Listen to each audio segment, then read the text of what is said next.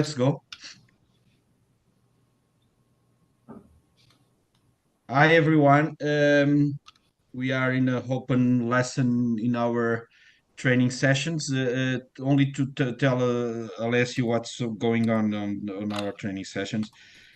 From Line to Circle is a training course promoted by the Portuguese Order of Architects and the Ministry of Environment, with the help and the support of the Ministry of Environment. We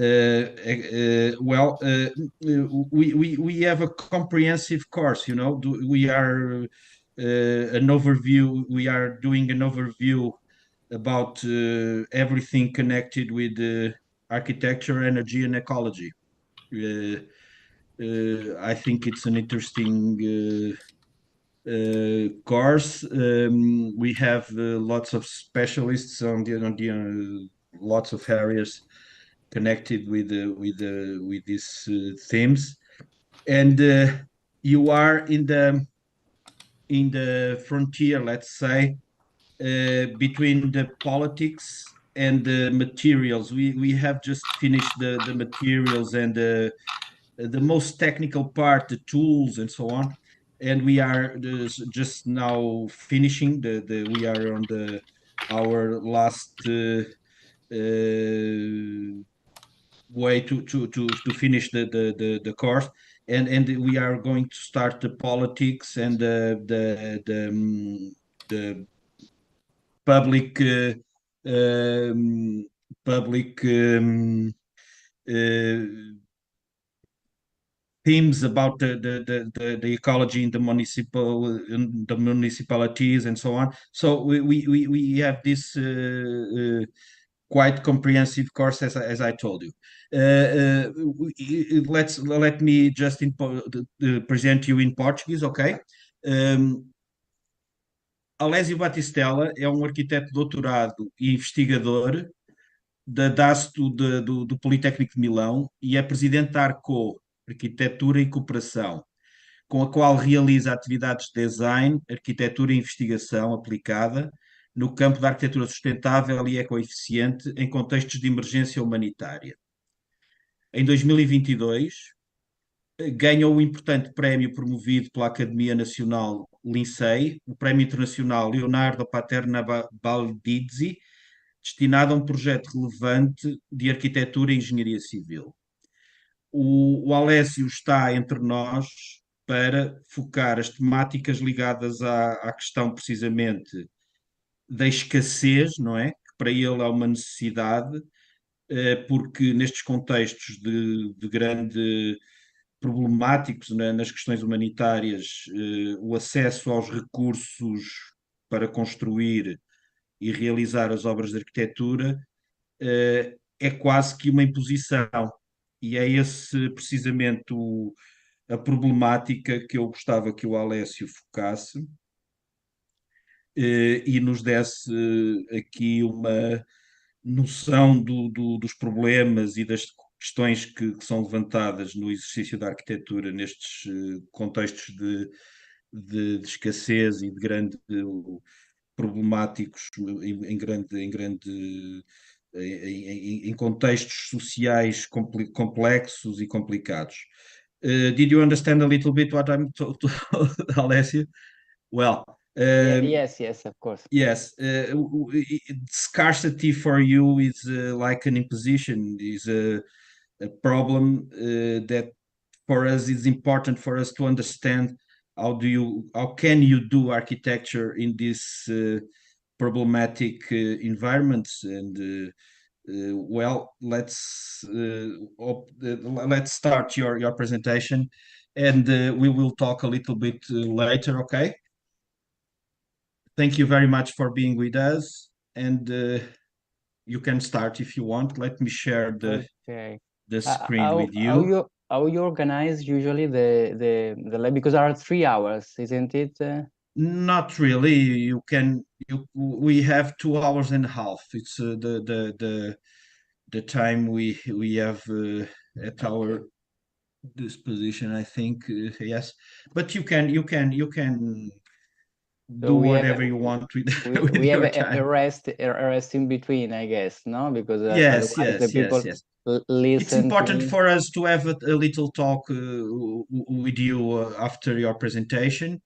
I think everyone will have a lots of questions. I think around the work you're going to present. I think so. Let's do it an half an hour at the end. I think to to share some ideas and to talk with the trainees. Okay. Okay. Perfect. So, in anyway, if anybody had some curiosity, want to interrupt me during the conversation, just do it. Of course, I'm talking about with all the people that are listeners and so on. So, okay. So I'm going to share the screen that is on the bottom, I guess. Apply, leverage. There is no the eccola. You can. I saw it, yeah. Now Okay. I'm using Yes, another great. platform. Okay. Okay, so just introducing, of course, thank you for the invitation, for having me here, and to have the I told you already that it was. I came across with your work for talking with Christian. You know, Christian yeah. Ganshit. Yeah, I understood yesterday that he's no longer with the Polytechnic of Milan. I think he's in Italy, but not in Milan. No, do I you? really don't know. Now we are planning to write a book, Oh, but I don't know where he is, because you know, okay. he's quite a traveler. Yes. So start, Alessio, go on. Go, perfect. So just to introduce, Arco is a cooperative. Is a cooperative, which is quite an unusual way to organize a firm. Is a cooperative with engineer, architects, sociologists, ecologists. The idea is to have a whole in you know a view of the world quite, you know, complete, as with more element as possible, to define a sustainable, if we can talk about sustainability, because probably, I mean, as we know, we cross for several indicators the line, the border where we can come back. So we are not anymore, we can anymore be sustainable. We just try to regenerate the environment that we destroy, and that is what we can do as architect. But today we are going to talk about how we can act as architect in emergency context, in a very high level of conflict in the world, you know? And we are going to see, these are some numbers that are not updated, but enough to understand how big is the problem. This is a famous UN Habitat report, one of the first, that just shows some numbers around the world, mostly in the global south. How big is the problem?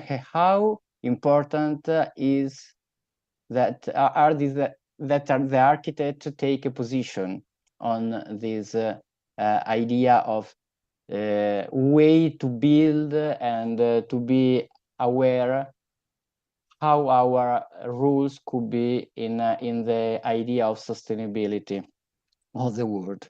If on this number we add all the huge amount of crisis, and now is a very tough moment for the world, where the disaster for human causes happen, we increase a lot the numbers. These are just a synthesis by quite important NGOs that take care about exactly this kind of issues.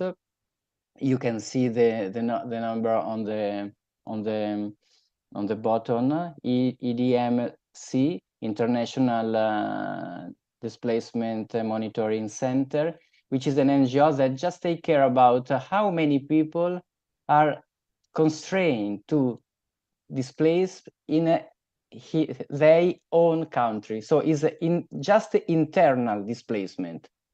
And as you can see, is divided in two main categories, the natural disaster and the disaster caused by the man, so basically wars. And as you can see, the number are impressive. It's a huge amount of people that they must move from their own place just because of war, or because a flood, or because earthquake, or because something that is strongly related with the climate crisis that we are living.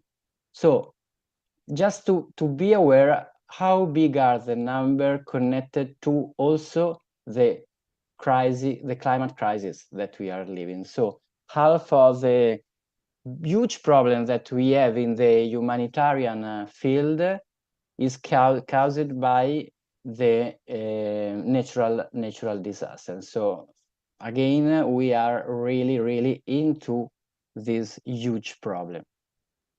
So how we act as ARCO?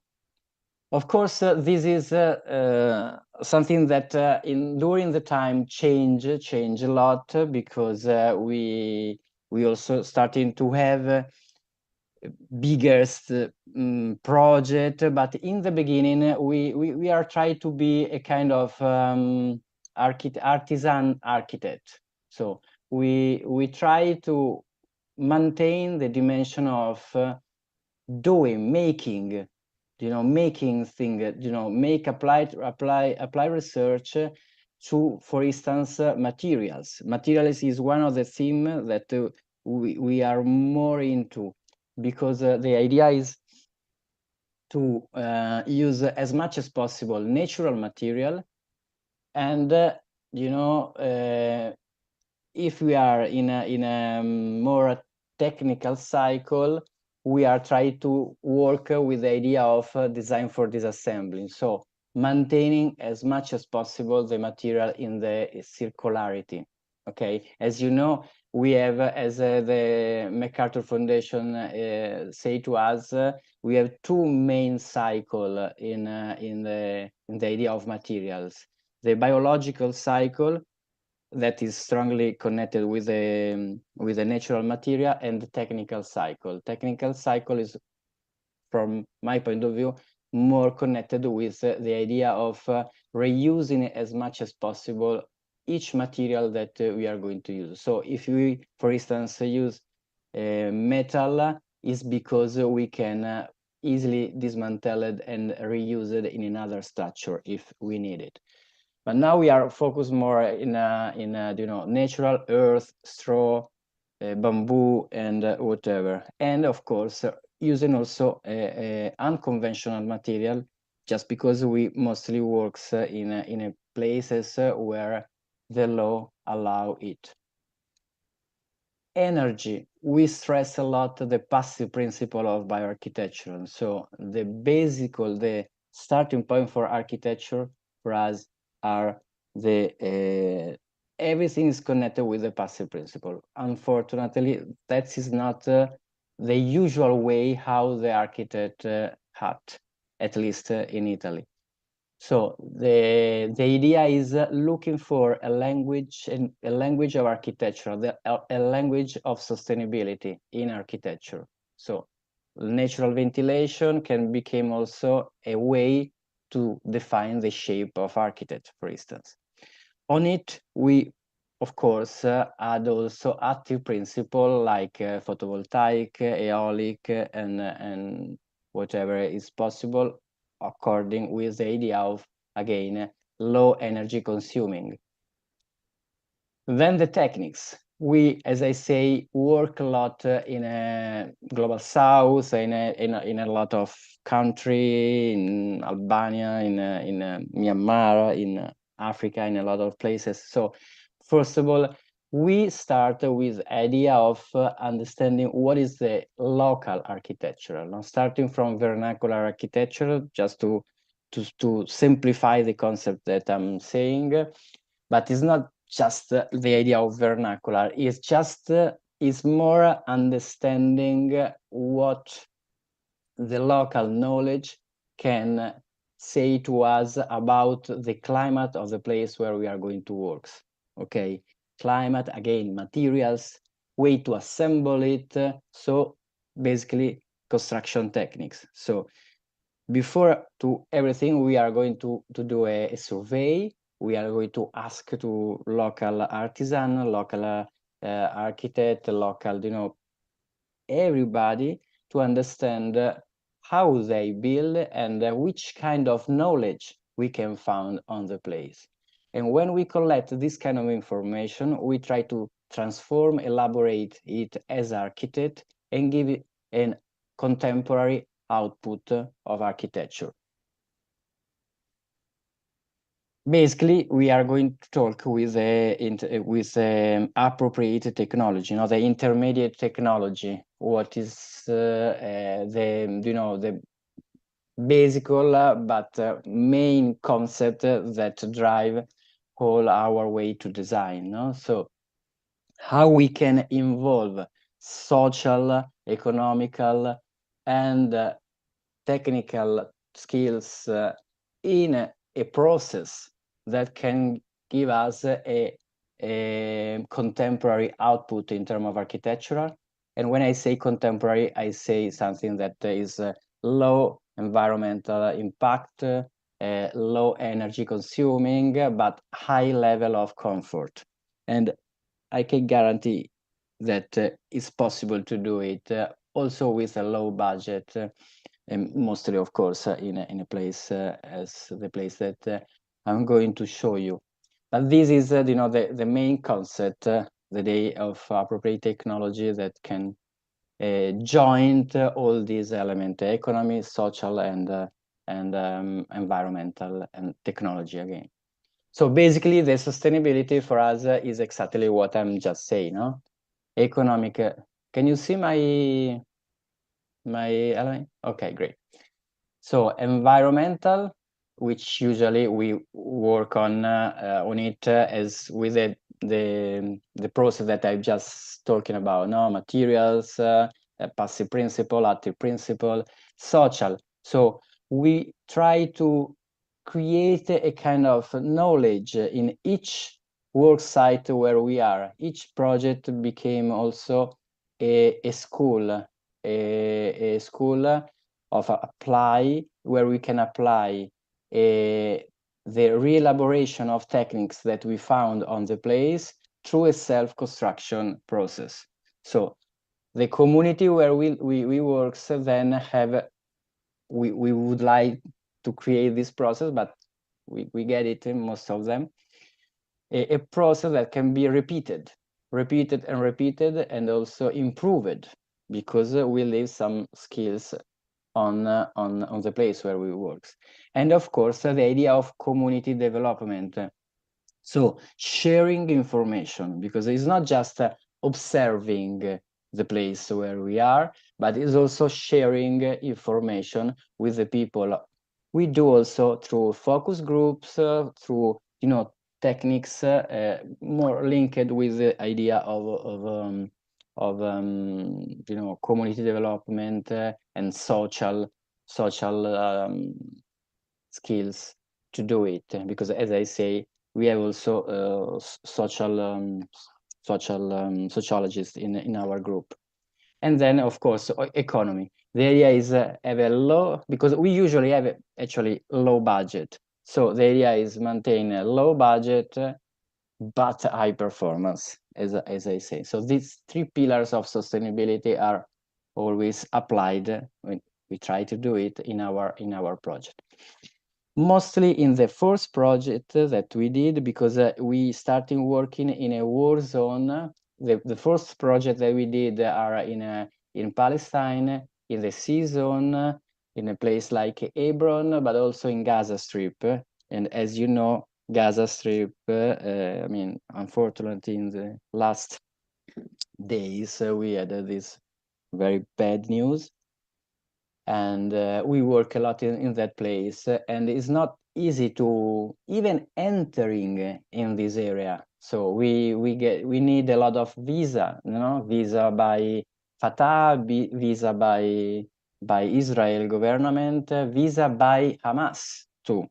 I have my ID by Hamas, for instance, because in Gaza you can enter without these documents. So we have a very short time to manage a work site, the construction phases. So to do it, we have to be very, very organized, but working with people that are not skilled. They are not people that are used to work in a building sector. And so we create, and a lot of time they don't have also the capacity to read the drawing. So what we did is create, a manual of instruction for each project that we are going to do. And we do it through a workshop that we did between us. And we of course, we also drawing, but we did a kind of maquette in a 1:1, 1:2 scale to verify the huge difficulties that we can find when we go on in the place where we are going to build. So the idea is have as much as possible the control about what we are going to build, what we are going to do, the technical solution, how the material can react to the environmental condition. We try to do it before we create an extraction manual and we send it, because most of the time we work with NGO that are already on the place. So we send the manual, they start to work with the communities, and then we arrive and we start very, very, very as fast as possible to build usually we work a lot with the kindergarten, primary school, and hospital, little clinics. These are part of the manuals, so are very simple. The idea is don't build something sexy for our way to means the graphic output of manuals, but something very intuitive for local community around the world. We works a lot with a Bedouin community that are not used to have a graphic cultural in terms of what is nice for us, but it's something very intuitive. What are the tools that you need? What is the output, and what is the process that you have to do? Okay, so that is quite important to understand. Again, we work with several material, what we found. If we have straw, we work with the straw, earth bag. If we have just the earth that is not good for, as a mix to do adobe, we do as earth bag. I mean, it depends what are the constraints of the place. As architect, we adapt ourselves, our way to design to the constraints that we found on the place. That are the main theme which we are work on. We work also with the Pise. We say what is good to do, what could be the problem that you can find through these techniques, and then we can start with the project. Just to make you to enter in what I'm talking about. Can you see the video? Okay, this is basically what we found when we arrived at the place. This is Mosul, the city of Mosul, after the disaster happened when we as NATO, of course, to create, a freedom city, because ISIS were occupying Mosul for years. But when the NATO intervened, that is what happened. Okay, this is one of the most wonderful city in the world, with a big culture. We are in nearby the Tigris River. Do you remember Tigris, Euphrates? The river where all the civilization start. Our civilization, the west part of the world, and this city were totally destroyed. And when we enter, there were still bombs everywhere. Were quite tough situation. So, and this is what is happening right now, no?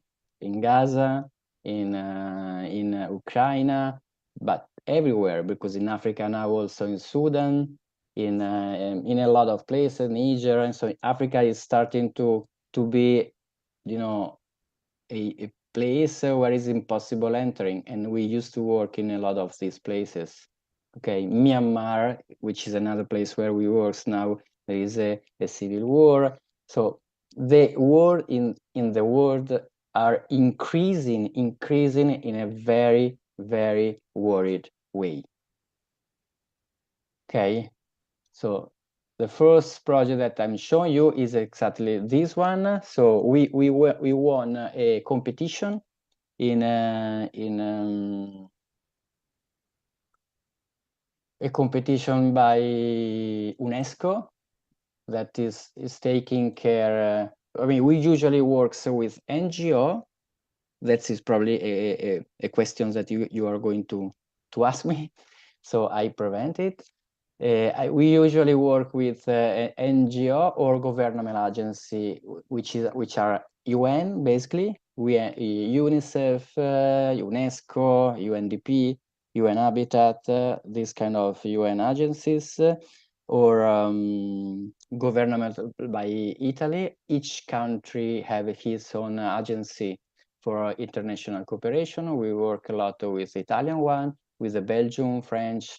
It depends where with the Spanish one, we did a project. We just participate to some calls as an office of architects, so as a technical staff, or with NGO. So we became a technical, consultant of the NGO. In this case, we participate as architect office to. In the call, they ask to understanding what could be the way to rebuild the school system in a Mosul. So Mosul were, as you say, totally destroyed.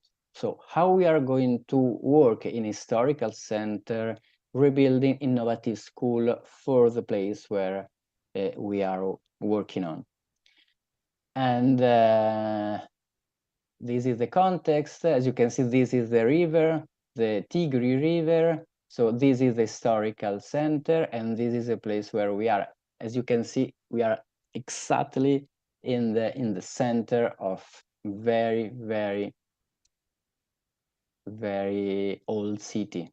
We are in the old city. This is the huge. I don't explain this. This is a process that we did for. I mean, this were a very, very conflictive project, but this is a kind of roadmap about the process, but also about the bureaucratic process, which, under my point of view, is one of the biggest cause of the inefficient way how the international cooperation works. Okay, because the problem are not building a way, going in a war zone, be efficient, work in the build, and so on. All the problem come from the bureaucracy. the way how people that are not architects, are not into the issues, are able to understand how we should and we have to work as architect. Okay, in this process we also get the a huge complexity, which is COVID. And so in the middle of the process we get also the COVID, so we're quite tough, you know, we are quite difficult to work, to continue working on it. But going ahead, they ask how we can build a new school. And so in this case we try to involve you know, all the stakeholders that are you know, involved in the process, and we try to create some graphic way to help us driving the focus group that we did with the stakeholders. So in this case we try to understand how could be improved the idea of primary school in Mosul. So for instance we noticed that that doesn't exist any laboratories for instance, no, the idea of public space and outdoor space, the relationship between outdoor space and indoor space, the playground, the place where they can have gym, that are not very used and developed in that school. And also the way how the didactic could be done could be more flexible, in, you know, according with also new way to teach, which was also a way how the UNESCO are working, because UNESCO is divided in, you know, in two main offices. One is related to the education and also with infrastructure, and the other one act in the historical, environmental, rebuilding stuff, no? So these two offices of UNESCO should be communicate between each other, and so we are trying to adapt to architectural the didactical program that they are going to proposing. So then we try to understand how we could re-elaborate also the environmental and how we can add in again some function. The canteen, for instance, were not present. How we can transform the school in something that could be open in you know, during the time where the school is not used, so more a public space for the city, and so open as much as possible the patio to the city. And of course the natural light, take advantage as much as possible by the natural light, which is quite strong, so we can also to protect ourselves from it. So we define all the environmental issues, and we try to measure the gradient of influence of this element on the place, and so how we can take advantage about it on our project. So the idea of how we can collect the water, for instance, which is not which is a problem, because we are in a place where we get also 40 degrees in summer, no? But I were in that place in April, May, and was very hot. So the vegetation, how we can add, and that's our element that we try to merge also with local culture, but we are going to see it. The wind, so how we can work with the natural ventilation, first of all, and you know, transform it in a language for the architectural. And of course the sun in terms of screen, so how we can protect ourselves, but also how we can use as much as possible to don't consuming energy for the light, for instance, no? and then all the cultural elements. So we try always to merge this idea of environmental, so climate data that we found on the place, cultural data, and then create our output. So we monitoring, the local way to call and to manage, what are the local way to work with natural ventilation. The car is the way how they use with this kind of chimney of the wind. The terrace on the roof, which is a place that they use a lot, also a place where they can start, they can stay, but usually is a place in the local culture where the women can go and have a social place. So we try to, in the school, to re-elaborate that these places in a contemporary way. The courtyard, the idea of patio, the idea of porch. There are several ways to define the porch in the local culture. They create a different typology according with the way how they work with this kind of porch. Okay, the entrance can have a a peculiar way to act.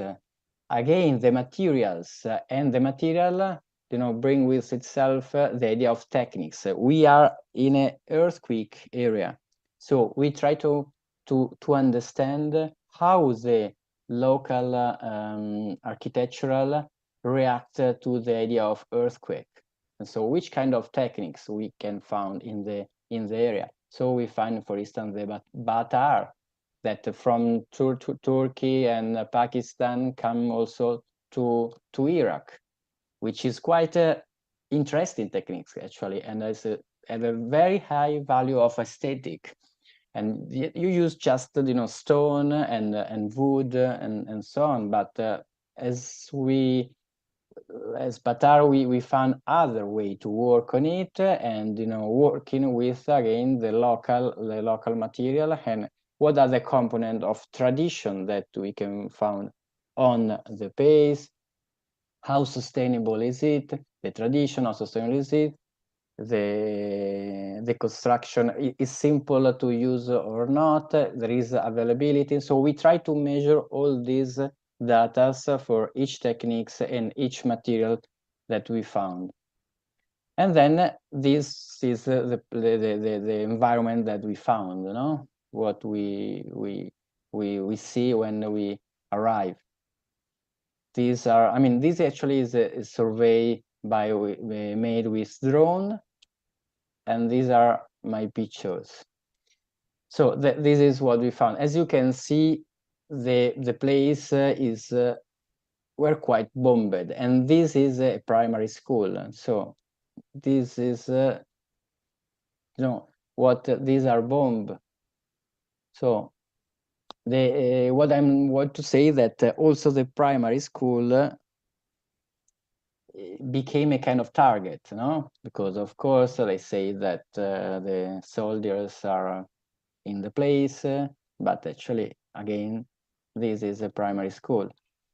This is what we find, and again UNESCO asked us to go and just check it if we have to destroy and rebuild it, which is quite evident, so we don't need to go in the place to understand if to say if it's something that we have to do, because it's totally unsafe. And these are the phase of the participatory process. So we create, and that was quite difficult because when we arrived, there were still ISIS, element in the city, and so and the area were totally were not totally cleaned, so there were still bombs around, and so usually we enter in this place without bodyguard, but in this case they constrain us to have a bodyguard. Everything was done in a very non-communicated way. So we don't know where we are going to do this kind of meeting until last minute, because otherwise other people can know where we were, and so something can come and shout to everybody. We're very, very difficult to work, to sharing, to involve people. We're like in a movie, you know, very, very, very weird way to work and to get information, because we are not free to move ourselves and asking to people, which is the proper way to work in when you are going to rebuild, when you are going to try to rebuild the identity of a place. In this case, again, we get, because we push a lot, because they don't want to do it, the UNESCO, but we push a lot to have a sharing, a way to sharing idea with the local community. And so in this case, we get to have a meeting with the parents, with the professor that have to teach, with the director of the school, and with the local technical office, because of course we can go as you know, European people, and we say, okay, the best way to do it is this in your country. No, it's fundamental have a relationship with a local architect, local municipality, local technical staff, which exist, and we have to have a relationship with them. So we try to do it, and of course we work also with the children, no? So in this case, we work with the parents of the children, so understanding which kind of difficulty they found.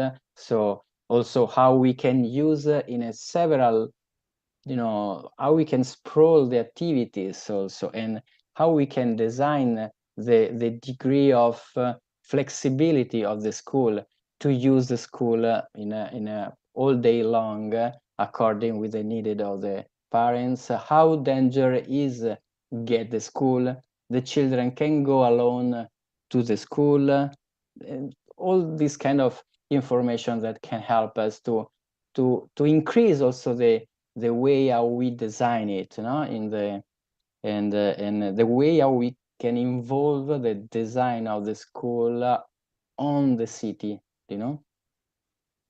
And of course, with the children, we try to work a lot with the children. In this case, exactly, we are asking the path, no? How far is your place, your house from the school? Which street, which road you are going to get? How we can improve also the street that you are going to daily go on to improve also the quality of the city, make it children friendly, and so on. So the idea is sprawl as much as possible the influences of the school to the neighborhood in terms of quality of space, quality of environmental, health and safety. So of course they draw their own school and so on. So when we get all this information, we merge this information with the environmental analysis that we did. And so how we can prevent the overheating. Again, I say that this place, the climate is hot and dry, so it's not bad, but in the winter time is also cold. So how we can work, but of course the biggest problem is the hot. So how we can prevent, how we can design, and we can merge the social information that we get with environmental. So all the data and the traditional architecture. So the idea were working with how the outdoor space, so the patio, can work with the indoor space. So the volume can interact with the patio. And so the overlapping the traditional architectural, the social information, and the environmental information get us this output, which is a system of patios that work, I mean, the volume work as a service to the empty space. So the main element where we design everything were the empty. So in this case, again, the patio. So we analyze, of course, the orientation, and so the southern part where is much more overheating, we insulate it as much as possible. We had this idea of masharabia, which is a cultural element to scream, to avoid to see inside. Mostly in the local culture is because the women should be visible, but in this case we are in a school, so also the children is a sensitive theme, and so we try to merge this idea, and we use this local traditional element of architectural to this school that help us also to scream a shadow system that allow the natural ventilation and that allow watching inside. So all these elements became contemporary architecture. So this is the project. This is the roof that became also a open air, outdoor classroom. We put a garden where the children can have a kind of laboratory where the children can see grow up vegetable and so on, the photovoltaic system, and we fight a lot with some architects from UNESCO, because UNESCO are very historical oriented, and so in the historical center we can do photovoltaic system. Is quite crazy in a place where you have a huge problem in terms of energy, but if you have some curiosity in this sense, just ask me. It's quite difficult to design this situation. And this is the idea, no? So then we found also differences between survey and the final project we did. So we designed it several times because the information that we get from UNESCO were always wrong. So I don't say anything more because I'm quite angry with this situation. But anyway, the level of the entrance and the level on the bottom were different. So in the end, we redesigned all the project, and this corridor became a kind of ramp, because we have a kind of slope here, and so. But in the end, the project, I think that have a kind of we get to solve the problem, and as you can see. This is the patio, another patio, and the main patio. So each patio have his own theme, but I guess that then I have other pictures. So this is the classroom, the professor rooms. This is one of the main problems that we did have, because in this kind of Islamic culture, you have to do everything double. Okay, so because the women and the men can stay in the same place. So even if they don't use it in the same time, so usually the children, the girls go to the school in the morning and the guys in the afternoon, the boys in the afternoon. But even also the director is different, the director of the girls and the boys. But even if they use in a different time in the daytime, they need a different office. So we have a very little space to do everything. So here there is the office of director man, and here director woman. This is professor woman, these are professor men. And the same for the bathroom, children and girls and boys. So we have very, very little space. The program were quite big, and so it was quite difficult to maintain the program in this very tiny space. These are laboratory and classroom, and again, we try to take advantage as much as possible. Also, the space between the classroom that are covered, but outdoor became open air classroom. So we take advantage about all the little corridor that we have to give in a meaning in terms of space. And so again, this is the other floor, and these are the facade, the idea, but I mean, we use the material. This is the main facade, but let me show. This is what I say when I'm talking about mascherabia. We try to use this element, color element, as a screen for the window. And then we design in the southern part a ventilated facade, which is this one, through using the bricks in a not like in a horizontal as usually we did, but we put it in this side.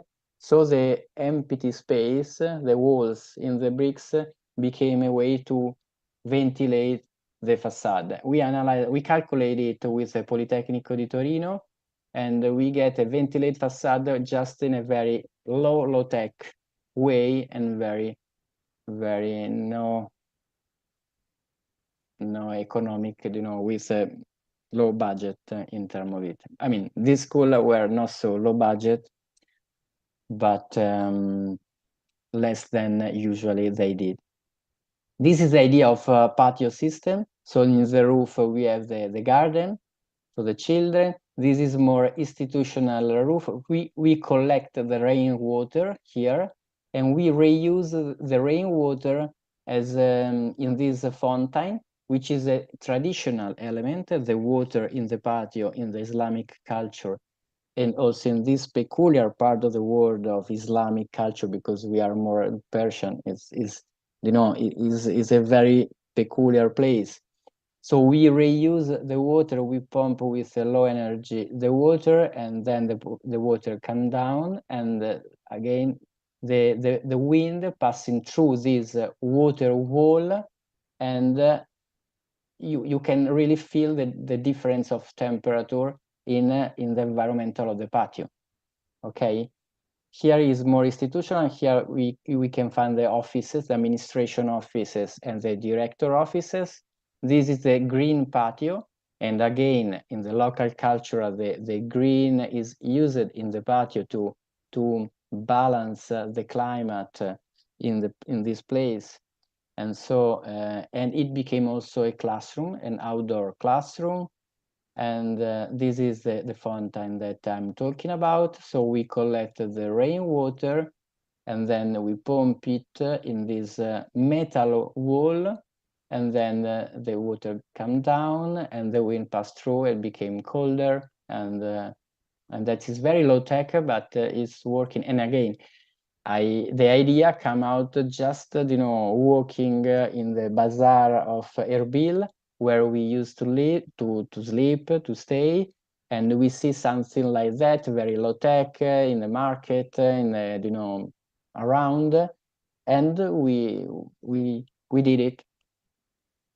This is the playground patio, and again with a green patio we have a lower temperature according with this one, and so we create a different of pressure at temperature, and so we create a natural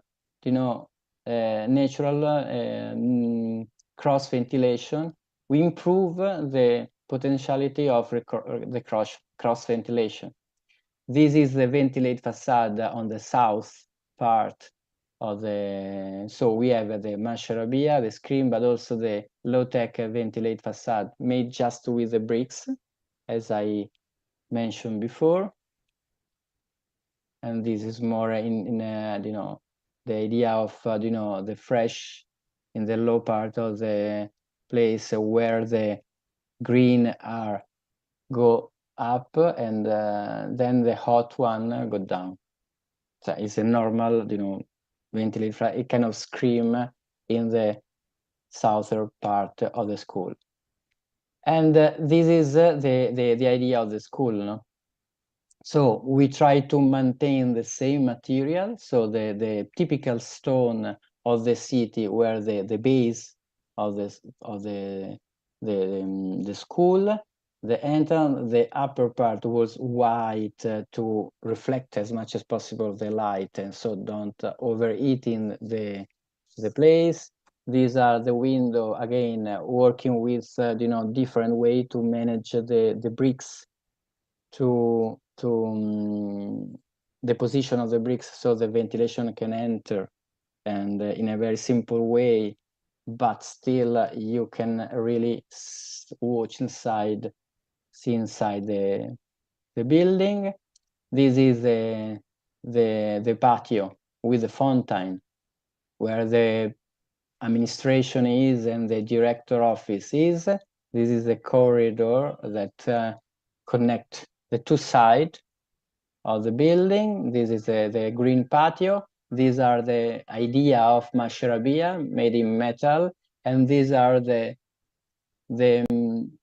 bricks with the empty. I don't know how can I say it. The typical bricks that create this texture, but allow the ventilation to move in the correct way, as the Polytechnic of Torino calculate for us.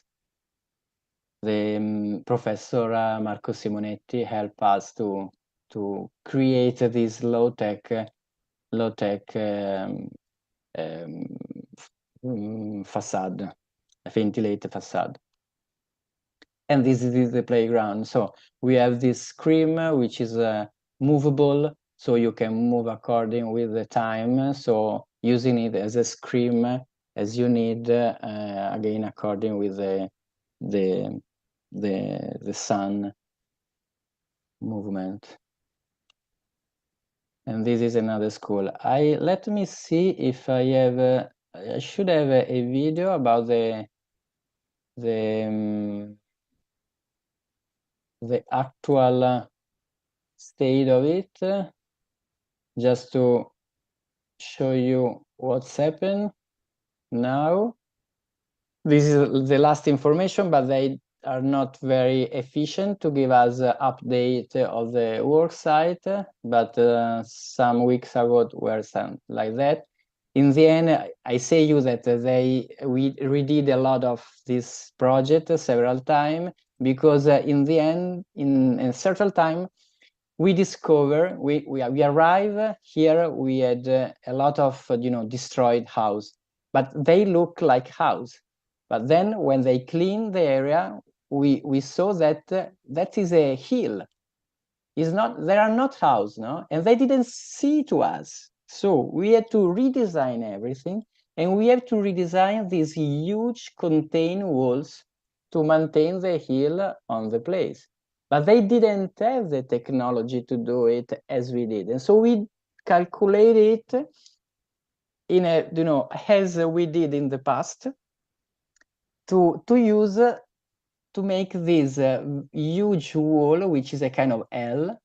This is part of the contained walls that support the hill and the building that they are going to build on it.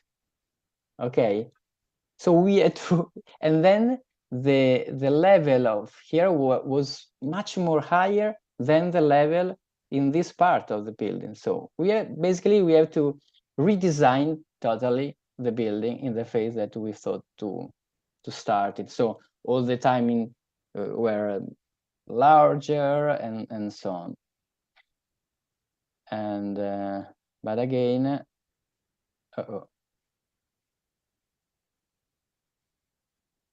can you see? Can you hear me? Okay. Maybe I push something weird in the platform.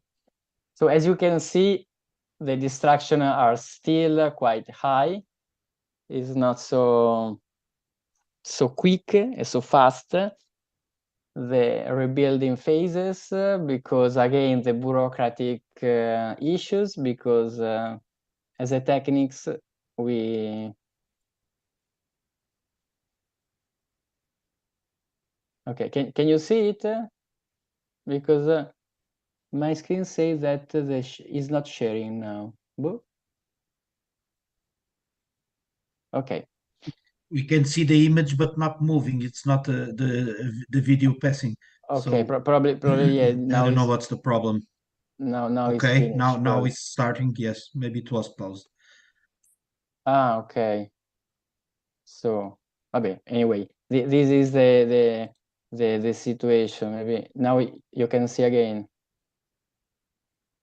the surrounding, no? Just to show you I mean, how difficult could be design a school in this tiny place with that program and with these difficulties. And Alessio, it's just a slab, or do you have an underground level? sorry? It's just a slab, or do you have an underground level? No, we start, and this is the underground level. This is already the underground level, and then we grow the building Okay. other 2 floor, 2 by 3 floors, and the terrace. Okay. Okay. So, and this is the project. And so, do you have any question about it? Just say to me how you want to proceed. Otherwise, I can show you another Yes, project. proceed, and I think we can talk about it later. It's an amazing project, may I say. So let's continue, and then in the end we'll talk a little Okay. bit. Okay? Yes, yes, yes. Okay, great. So this is the another project. This is made in a Gaza strip, and that's here. For instance, we move ourselves very freedomly. I mean, of course, you have to take care to maintain all the security protocol and so on, but we were quite welcome. We work in a north part, as you know quite well now. Is the north part is the dangerous part because it's where the Israeli army enter when they enter in Gaza, and sometimes they enter and destroy something, then go back and so on. But this time it looked like that they are going to destroy everything, and nothing. That were again a call that we answer with an NGO called Vento di Terra, and they manage all the didactical program inside of this village that is called Umal Nasser, and again it's a Bedouin village in the Gaza Strip. So as you can imagine, the Bedouin are not very welcome even in the Palestine community, are like our gypsy, just to make a parallel. So we try to work we worked in this community, which is were quite marginate, in a very marginate place in the world, and this was our answer. This project were designed, co-designed with Mario Cucinella, that is an architect an Italian architect that now is quite new also in a foreign country. And the idea were, okay, maintaining the concept of tradition and looking for the identity of the place. So this roof have the value. We would like to evocate the tents of the Bedouin when the Bedouin were still able to move from a place to another place. Of course, in Gaza they can be nomad anymore because the war, because the wall, because they have a very little space where they can live. But we maintain it as a reference. But in this project, I think that we get to use in a good way all the passive principles that we can use in a place. Okay, because we reuse the rainwater, we reuse the the gray water from the bathroom and the little kitchen. We didn't reuse the black water for the cultural issues because they really don't accept to reuse the black water, but in terms of technical possibility, we could also reuse the black water because the systems that we did were quite efficient and very simple actually. And we reuse the earth. The building is partially, as you can see, hypogeo. So we use the property of the constant temperature of the hypogeo building. With the earth that we dig became the earth that we use for the walls, and we work with and we invent in the way, I guess, because we didn't saw before, maybe somebody did it, this construction system that work as a retain walls. No, the wall, each part of the building are this classroom. We build it like that and like that. So each classroom is supporting each other, is solidal, and so we can have a very efficient structure also in terms of structure. These schools were bombed 3 times and they just stay. So I come back to fix it, and they it was damaged in a very few parts, and the bomb were 5 meters by the school.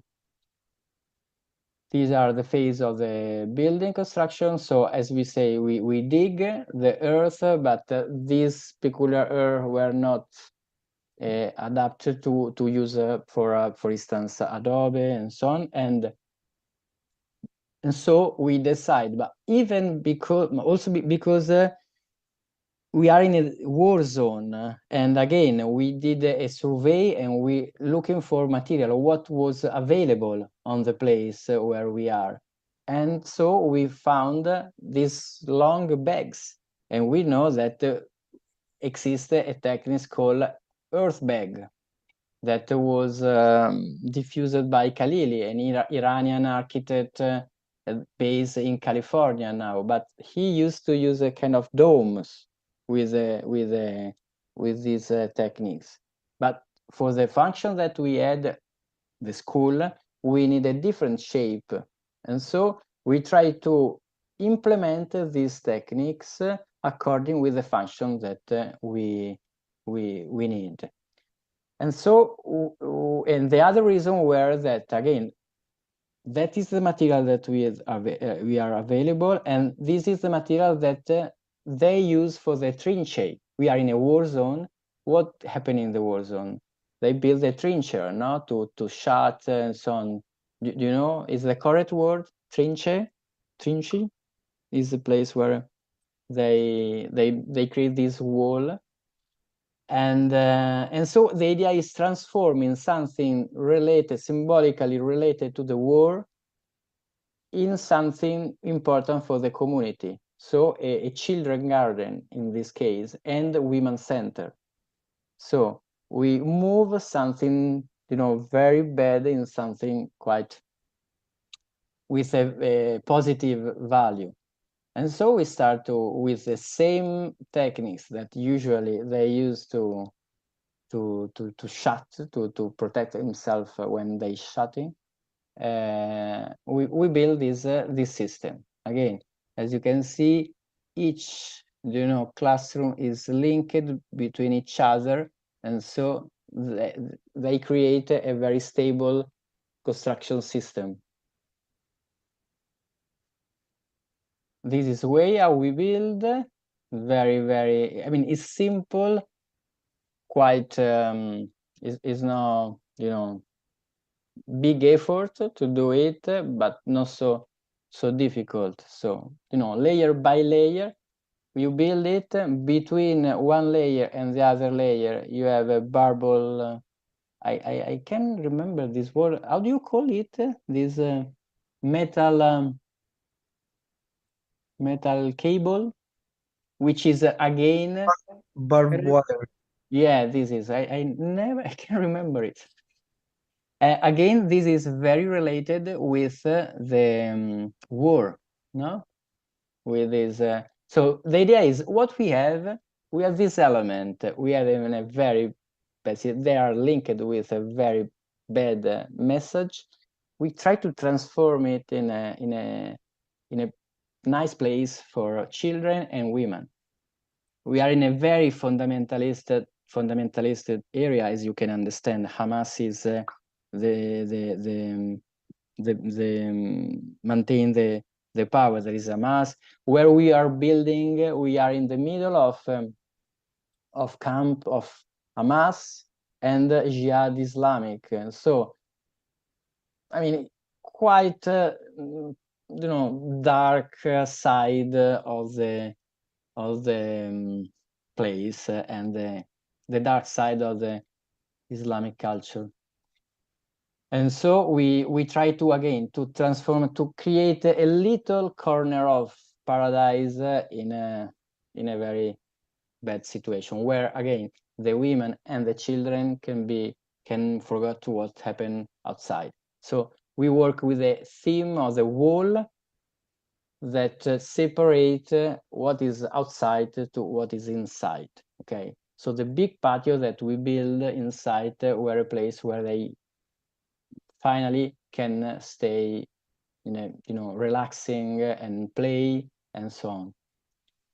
The plastering were done with the earth that we found on the place. So the idea were have a building that emerging from the place, no, because it's partially hypogeo. So using the same earth, we increase a lot the thermal inertia of the wall. So the climate inside of the building were quite good. You have a 8 degree more or less of feeling of difference of temperature between inside and outside. So you really feel good when you enter in the classroom. Again, this is the plastering, and then Alessio, let me ask you a question. How do you have continuity with the fiber of the bags? It's sort of plastic, isn't it? Yeah. And how do you have the continuity, how the plaster glues to the plastic? I don't have, unfortunately, like a normal plastering. We put a net,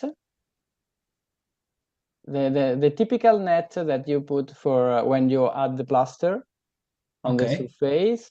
Then we put some metal element. So you have an in between element to the plaster to glue to the bags. Yeah. Okay. Yeah. But okay. I mean, it's not so different from the usual way to do the plaster. Yes, but I understand. The only difference is that we add a big layer. No, it's not a normal plaster. It's a kind of 10 centimeter or even more of plaster. No, it's like another wall. And sorry. the What's the maximum height of this construction? The walls. What's the maximum height of the walls? I mean, it's a difficult question, but I would say that you have to stay in one floor, so 3 meters. But I'm not scientific data for it, but my suggestion is maintain one floor of height. okay. It is the question. Is it the question?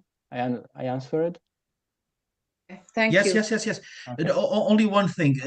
You had something to the earth, or you have only the usual plaster? No. These the internal were used mostly the earth mixed with sand and lime.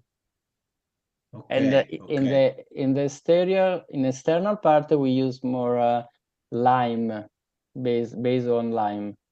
But in this case, here the problem could be the rain. But in Gaza rain just 1 month per year, so you cannot use also earth, sand again. a little bit of lime is, I suggest it. Okay, okay.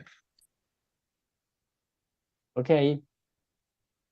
So again, it could be 3 meters, 4 meters, but 2 floors. Just come back to the question. Just ask. Could be too much from my side. I mean, it's true that when they bomb it, the wall, the people that were on the place say to me that the wall just did something like that and then come back. So it's even flexible, no? According with the link that we did, no? So could be flexible. So the plaster and the plastic were broken, but when I come back, we just fix it. So and we did again the plaster and so on, and that's where like a new building. Okay, this is the phase where we add the beam. So we work with a double roof because, as you know, if you put the two roofs with a space inside, you create a natural, physical effect, induction. I don't know if it's the right word in English, that create this movement of ventilation, and so you don't overheating again the roof. Then we dig for the tank where we collect the rainwater, because again, this roof has this shape, as I say, because the tents, because the Bedouin tents to evacuate it, but it's also a good way to collect as much as possible rainwater. And we get also the right inclination for the photovoltaic system.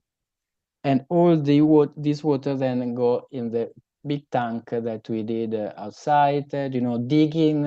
We also found, is an anecdote. We dig in it, we found a grave. And so probably we have a very important archaeological site, but in the end we asked to the local authority what we have to do.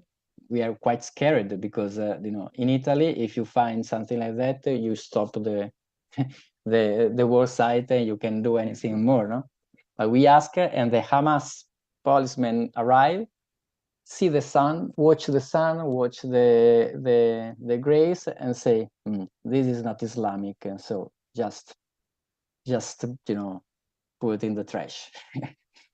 So we were probably a Roman age cemetery, and we were scared for all the war site about the malediction of the Roman guys.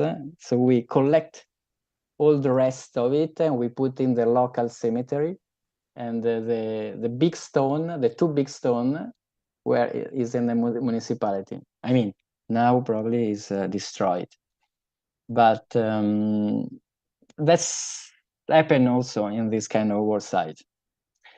But let me continue. This is, we try to use as less as possible concrete, but for the tank we use some concrete because the water have a big, the water push a lot on the wall, so we decide to do it. And but I like this picture because it's like a zoom tour architecture, with a zenithal light and so on. But that is just a tank, it's full of water. And rainwater or fresh water from the municipality? No, this is rainwater. The rainwater and the water that the gray water from the bathroom that we clean.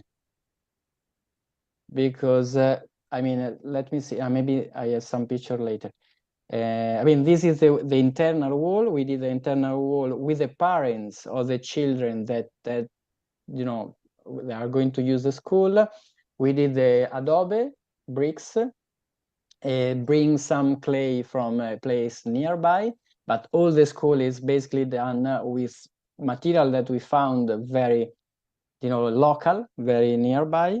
And we get to do this wall, and we build the internal walls. We bring this wood, which is basically the wood and the roof, the only thing that we that is quite near. I used to sleep in Gaza City, and working in this, but in 20 minutes I arrive. Everything is quite near in Gaza Strip. And this is the building. This is Adobe brick. Then we measure with the software that Mario Cucinella have the right amount of natural light that we need in the classroom, and we create a system of brise-soleil that have the right distance to have the proper light in the time where the school is used. Then again, this double roof that you can notice is not insulated, because if you work in this way with this roof, and then the second roof is just metal roof, so waterproofing, in the middle you create this natural effect of movement, of turbulence, of natural ventilation, and so the second roof doesn't overheating. Okay. I have just one question. Did you use the blocks vertically, the earth blocks, or? No, the blocks was, let me, sorry. This part of it, yes, because we starting to use to do it quickly. We made it bigger than the first version that were this one. Okay, and so yeah, we use it in this way. And then when we need something more, smaller, just for the joint, we just cut it. Okay, thank you.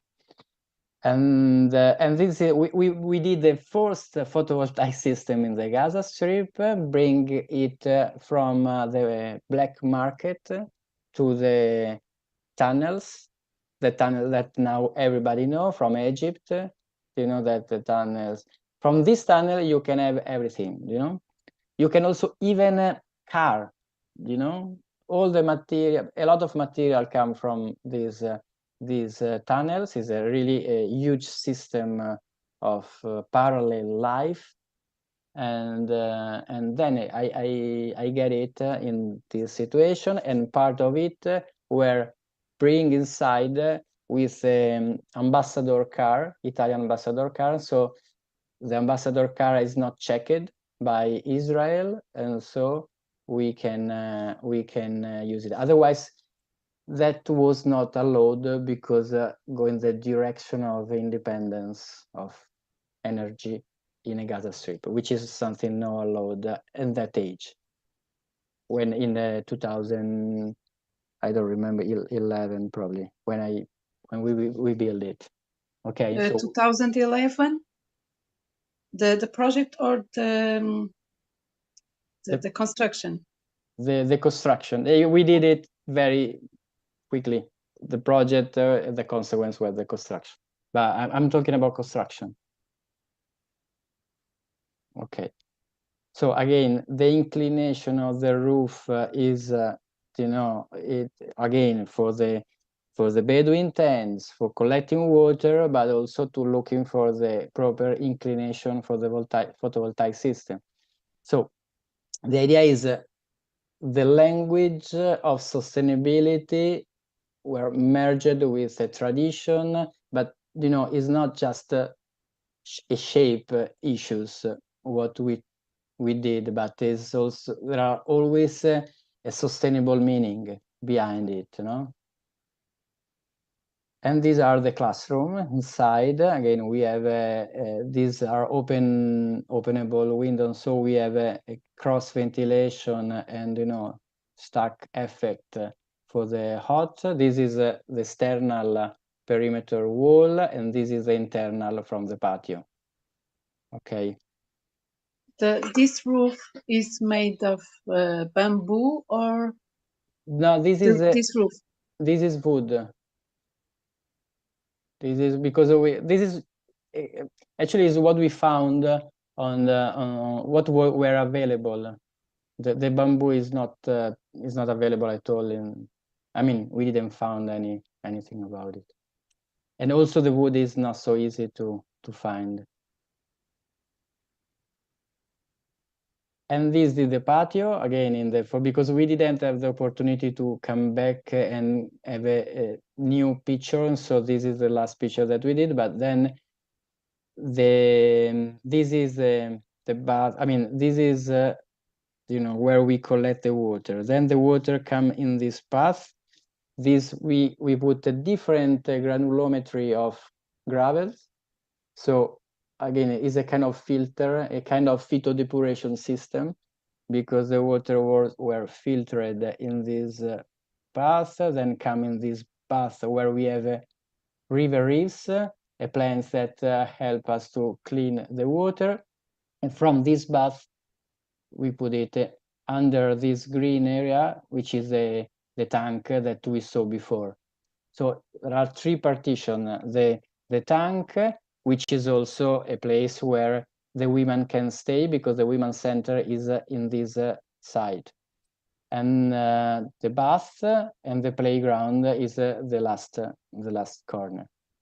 And when in the end, these were a very green area, you know, with quite high bamboo reefs and plants like that. Here we have a direct three, you know, I don't know how can I say it in English, three level of depuration of the green water that come from the bathroom. And then we are going to storage it. And of course, this water is used mostly for irrigation and also for the irrigation outside, because we have crops just outside of the school. How full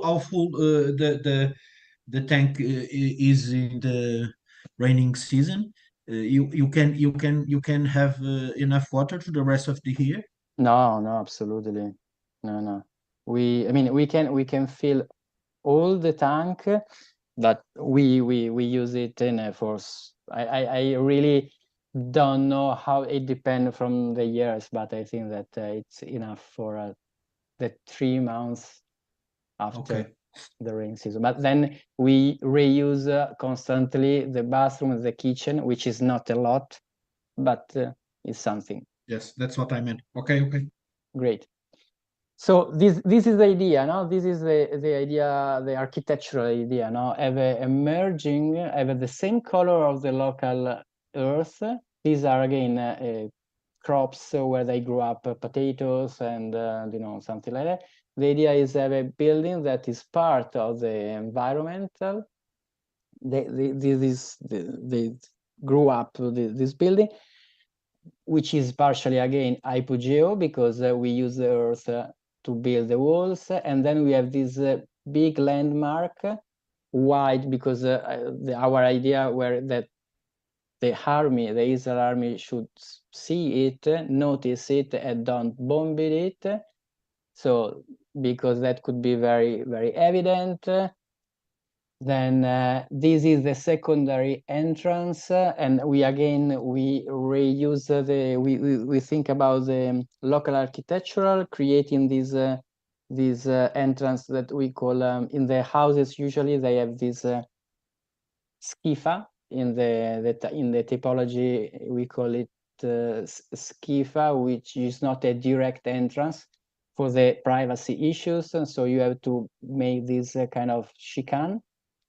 And this is the entrance for the women, and here we have the women's center, so it's more privacy entrance for the women that want to use have you know, healthy assistance and this kind of stuff. And in the other side we have the main entrance, and this is the building from the country, I mean from the crops side, not the main entrance. But of course, this building were destroyed completely destroyed. Not in this occupation, but in 2014, in the operation Piombo Fuso, we call it in Italian. I don't know. In English, probably is the translation. And they didn't bomb it. They didn't get to destroy it with a bomb, but they destroyed it with the caterpillars, with a bulldozer. They just arrive and they decide. When they arrived, they saw that they were at kindergarten and women's center. They saw that they supervised it, but then they decide just to destroy it. There was a UN and the Italian flag on it, but they don't mind. But this is not the issues of today, so I'm just go on. Okay. This is another project that we did because they destroyed, so we come back and we build another building in the same village. Just say to me if you are tired. Do you want to have a rest? Go on. I think we will talk later. Okay. What amazing projects you are showing. What a lesson. Okay. I'm just see because you are not. Okay, so we come back and in the same village, just in another plot, we build an island. So the idea is again, bring technology and new techniques and new knowledge in the place where we are. So in this case, we decide. In the other case, we work with we would like to work also with the water, reusing water also here, but we didn't did it because the excuse that the Israeli army get us because destroy the previous school where that the tank could be used as a tunnels. Okay, to get Israel and to make some terrorist action. And so in this case, we decide to don't make any tanks, any building underground, any infrastructure underground. But we bring the 3 innovation that they don't used to do, which are compressed earth blocks, the Nubian vault, but then we are going to talk about it, and the green roof.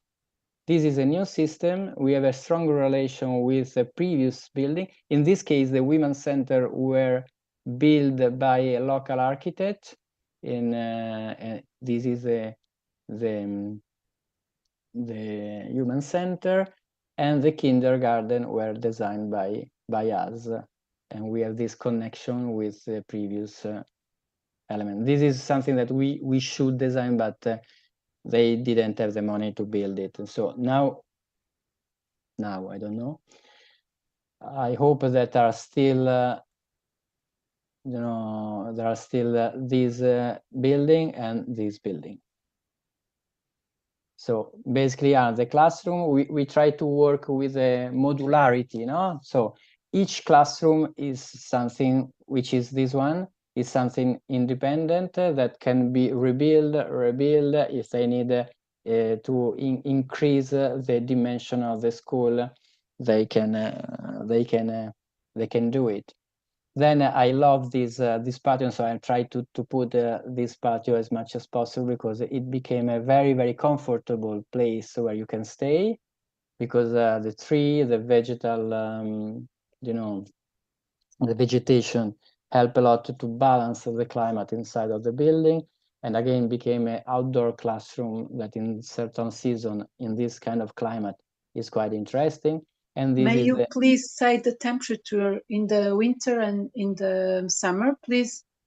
And in the summer we get again also here the 40, 45 or 40, and in winter can be also 0. We can get also it's quite cold. In Gaza we are nearby sea, so it's more temperate, but just in the interior I get time with 0 degree quite frequently. I mean, it's true that in Bethlehem snow, you know? Is it quite true? And okay, so these were the patios that became the entrance and the playground, and these are, you know, common class, common activities, bathroom, little kitchen, that is something they really ask for, director in the entrance, so the professor and, you know, the parents can have a chat with the director without entering where the children are, and so on. Then this porch, I'm going to talk about this porch because also this one is a quite interesting issues, because in the beginning we didn't consider to design this porch because we didn't know that that was that could be needed, you know. But we add it when we chat with old person living in the village, and they say that when rain more or less in the same time, the same period, and with a wind that make, you know, the rain come horizontally. And so to protect this wall, this office, we add this porch, but we did it bigger as possible, so it became again a kind of social place, and it will be used a lot for the professor to have a tea, to have a rest, for the children to play. It became a outdoor classroom, place where they did a lot of activities.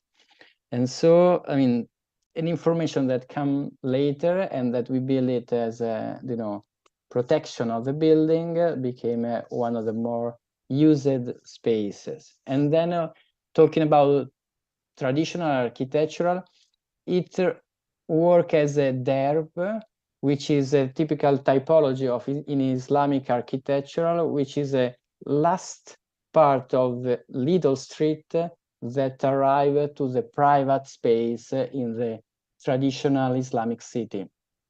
Do you know that we have a public road where we have a souk, you know, all the public function.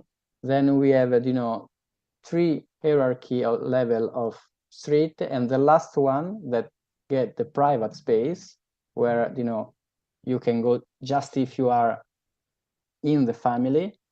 It's called derb, and so we play around it with this idea of you know, traditional architecture.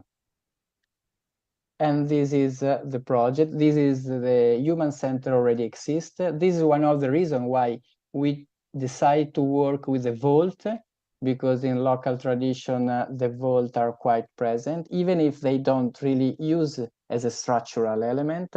It's just a shape for them. And but we try to increase in a way the value of the play of the idea of the vault, and we use as a structural system also to solve the problem of the roof, which is one of the main problems in a place where you don't have a lot of material available. You have a huge embargo. In this case, we put already the helicopter just to play around it. This is the facade, the relationship with the Persistence Women's Center, our building. We have this shadow system also for the securities. This is the element where we have the office of the director. The construction system is always something very, very simple. Several times we try to looking for also how we used to build also in Europe, no? So we did this little vault with compressed earth block and the beam. In this case, we use a concrete beam for safety reason, just to improve the idea of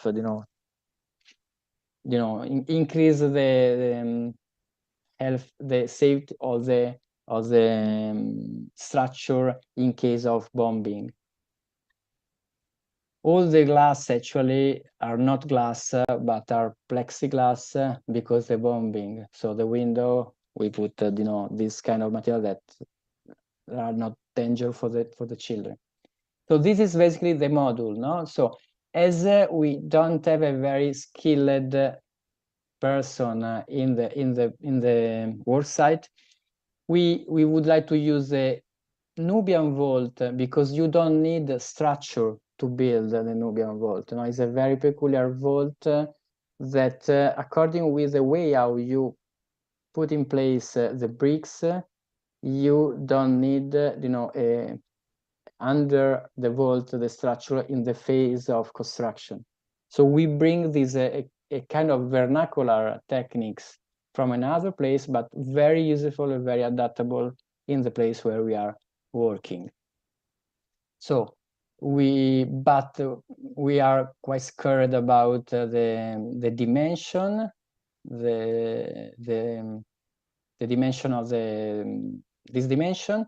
So we did quite small in a security range, so like a 3.50 meters, but we need a bigger dimension for the classroom, and so we add this green roof that is again a quite interesting way to insulate the roof and give a new techniques, new knowledge to the local community.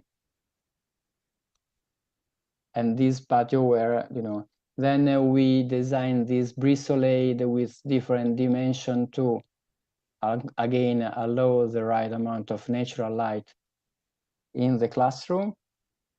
And these are the environmental section. As you can see, we put, window on the top for the stack effect. Again, the green roof, we try to have a cross ventilation as much as possible, insulate the roof, have the natural light. So all the typical passive principle idea that you can add to a building like that. And this is the process for the building the Nubian vault. You can build it in a geometrical way, or actually it's just we call it a chain, no?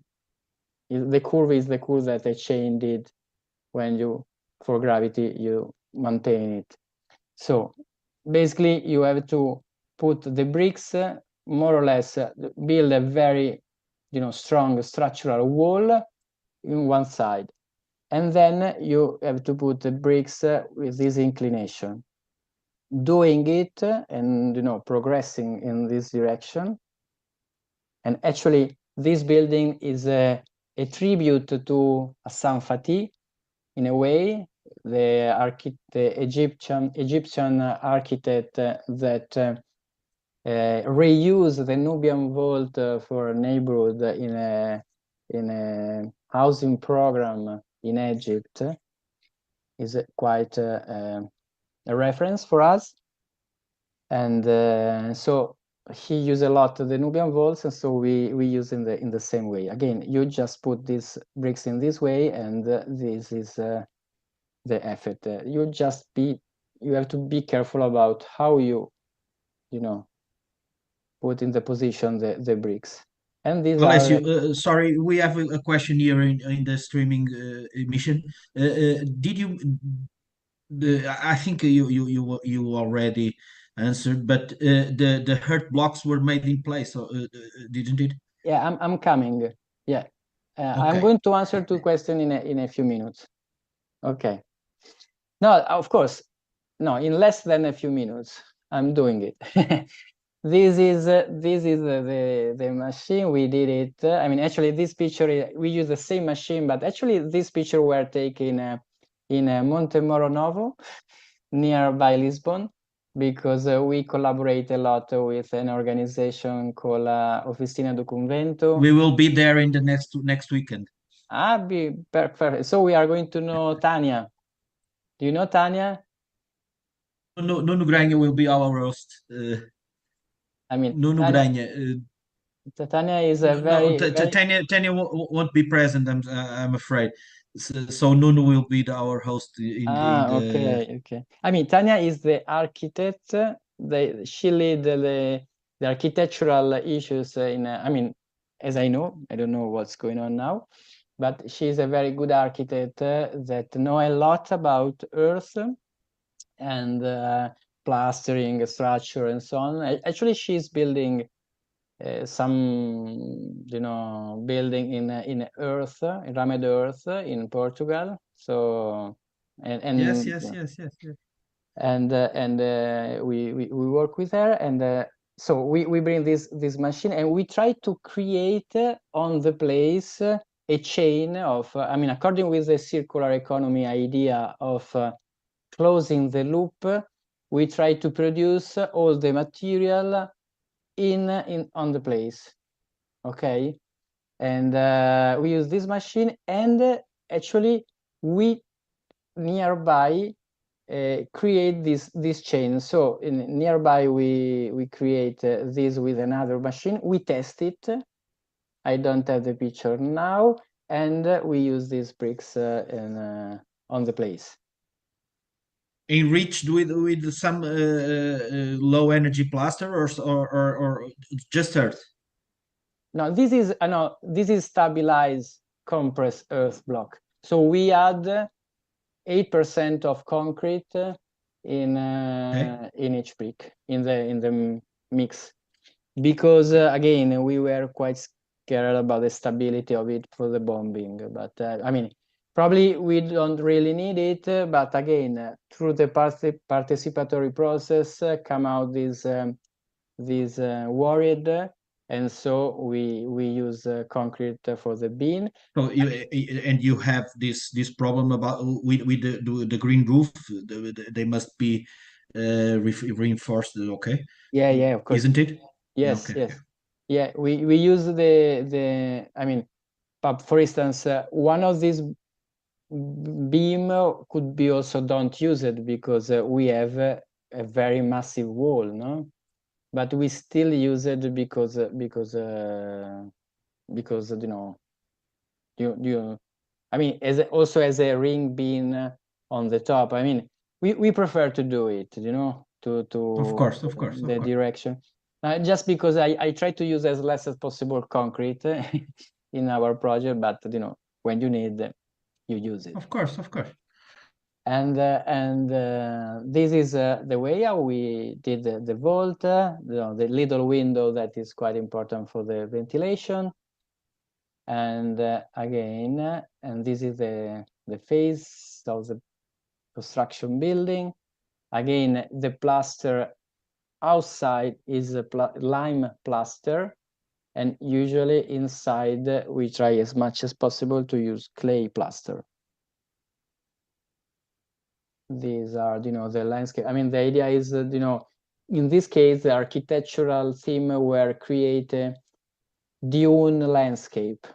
Okay, so this vault became as a, dune desert, again, just remembering the Bedouin traveling nomad people that travel around the desert that is quite nearby in Morning photos, no? Sorry? Morning photos. We are facing east in this direction. Yeah. No, this Yes. is the south direction you are taking the photo, no? Yes. Yeah. These are the classroom. This is the body where there are the offices. Okay. Yes. This is the porch. So this is the entrance. Oh, the porch is also okay. Yeah, the porch is also made, but as is long, we did also an arch. this structure. Amazing. Yeah, beautiful. And this is starting with the again I were very scared because a lot of children were inside of the work site when we build it. It's not the usual work site, And this is the back side where we have this lake, not very healthy lake. Okay, and this is the porch. As you can see, these are the classroom, the module of the classroom. And again, these are the little vault that we use for the roof of the offices, the common classroom and bathroom and so on. This is the classroom from the patio and from the outside. So as you can see, weekend opportunity to have a quite interesting cross ventilation, shadow system that we are going to add later. But as we have the Nubian vault, we have also this part of the building that help to increase the shadow. So it works quite well in terms of environmental. And this is the vault, and this is the roof with a green roof. And this, of course, is the bin. And this is the idea, no? Have this white, again, the white to reflect the light and don't overheating the space inside. And, the idea to have, the clay, the earth plaster with the same color of the ground that have to maintain stronger the relationship with the place. This is the patio, this is the classroom, and this is the porch. In the end, I love this space because you can, feel very, is interest, very good temperature. You can have a tree. This became a bench where you can have a rest. The professor really appreciate this space in the end. And this is, it became a bench. The idea is to have this continuity of space. Okay, this is another school. Okay, 11, 12. What do you think? We can have 5 minutes of rest, or? I think we can continue. You are very. You are showing us. You are okay. So this is. We can continue, indeed. Yes. This is another school. Again, we are in Palestine, and again, we don't have any a lot of tools, a lot of element, a lot of resource, economical resource, and so on. So after the survey, we noticed that we had a lot of stone around, because we discover later that this is an area where a lot of different groups of Palestine fighting, because this is one of the places where the Israeli army move people when they constrain community to move from the place where they are, where used to live. So that's happening in Israel, in Palestine, as you know. Now, when the Israel build the big wall that is crossing all the Palestine, the community must move in another place, and usually they decide where they to move. But these areas usually are quite a conflict. There is a high level of conflict because people are constrained to live where they don't want to live. So there is a huge tension. So again, between also the different Palestinian community that live in this place. And also the children are quite aggressive, more than in a Gaza Strip, just to be to have an idea. So they used to destroy everything.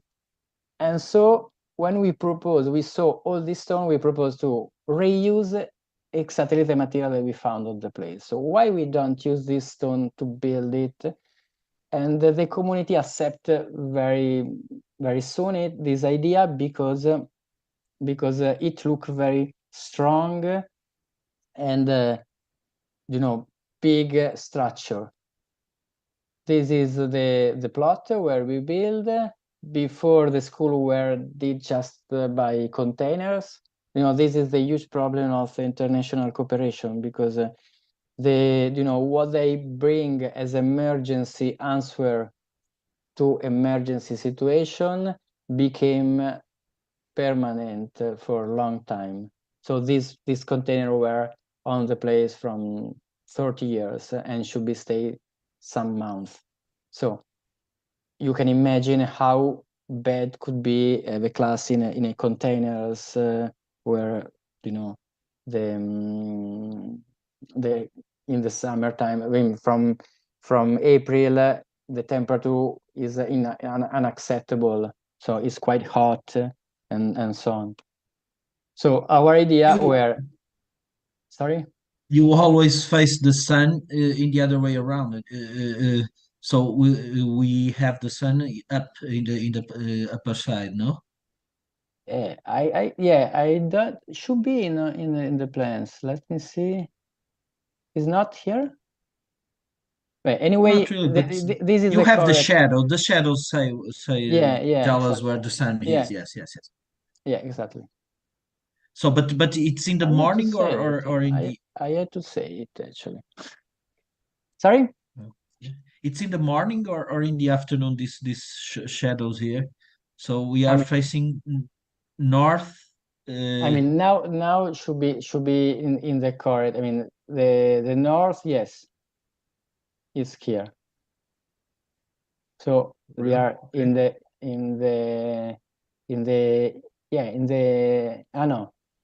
no, you're right, because it should be Yes. In the afternoon, no? Yes. No, not really. No, in the morning. Yes. Because of the east. Yeah. Okay. Okay.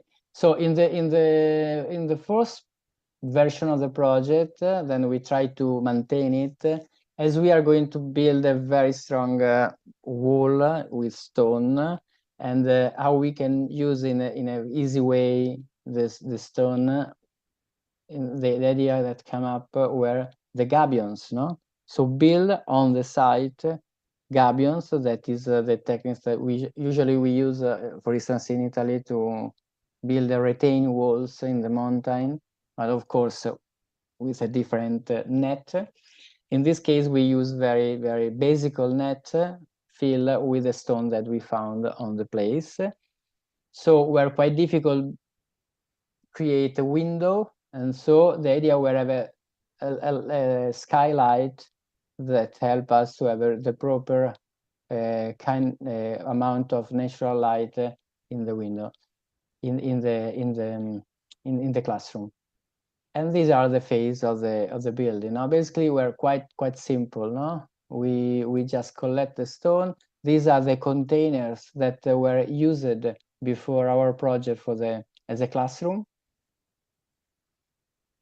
And these are a phase of the internal. We of course create this ring bin on for each classroom.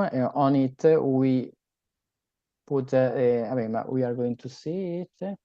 This is the interior side with the plastering that again became a kind of wall, like a 10 centimeter of plaster base of clay. And these are the wall we buy in a local market, the bigger net that we can take, that we can buy on the local market, and we create it as huge big bricks, and we fill on site the stone on this net, and we grow the wall. So we put the internal plaster that help to increase also the thermal inertia inside, regular wall inside that then became we paint in a white to reflect as much as possible light, natural light, inside of the classroom, and also to avoid little insect like scorpions and so on to enter, because the scorpion and they live very well in these little holes. So in this way they don't enter in the classroom. This is again the classroom that they used to use, and these are the phase of construction of it. Again, with workers that are not very skilled. All these buildings are partially, apart the first one that I showed, partially did in self-construction. As you can see, the net of the structure, in this case, work also a net to make the plaster, to help the plaster to stay as much stable as possible on the building.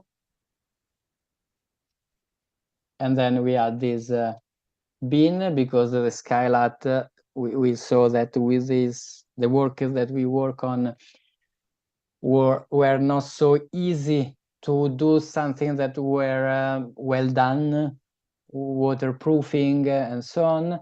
So we changed the project and we just did this ring window around the building to get as much natural light, to have a natural ventilation.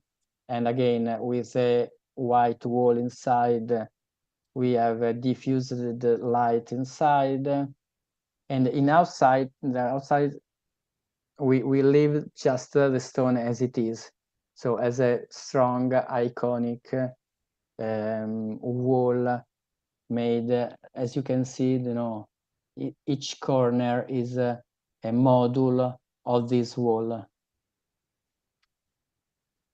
Then they have a huge problem in terms of safety. They want always, some metal, structure to avoid entering also the children and so on. But in the end, it looked like a prison, so we don't like to do it. The final mediation were to use the net as a safety, structure. So we did it. So I must say that I have a work. I'm just building it so similar to this one, but I didn't know your project. Really? But yes. Well, that's life. But it's so similar. I'm sorry to know you and know this project, because it's almost a copy. I'm sorry for that. Don't worry, I'm happy for it. So we get the same result in a different way. Great. Because we work in the same area, and in a way, our objectives are similar, Yeah. and I'm taking advantage of the stone as you do, and so on. Okay, it's where art architecture is. Great. Yeah. Okay, so this is the facade again, the stone. You can see also the white surface inside. Then we clean it a little bit, and then we just use sandwich panel for the roof. So we insulate it in a way, and it's quite easy to do it and quickly, because as I say, in this area we have to build as quick as as fast as possible, because usually the Israeli army are not happy that we did it, because for a lot of this project we are legal for the international right, but not very welcome from the Israeli army.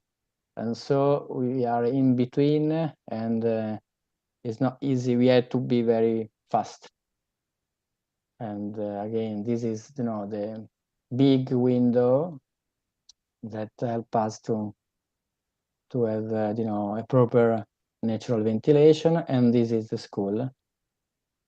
So basically, with 3-4 materials, we build a school that for this peculiar climate is quite comfortable.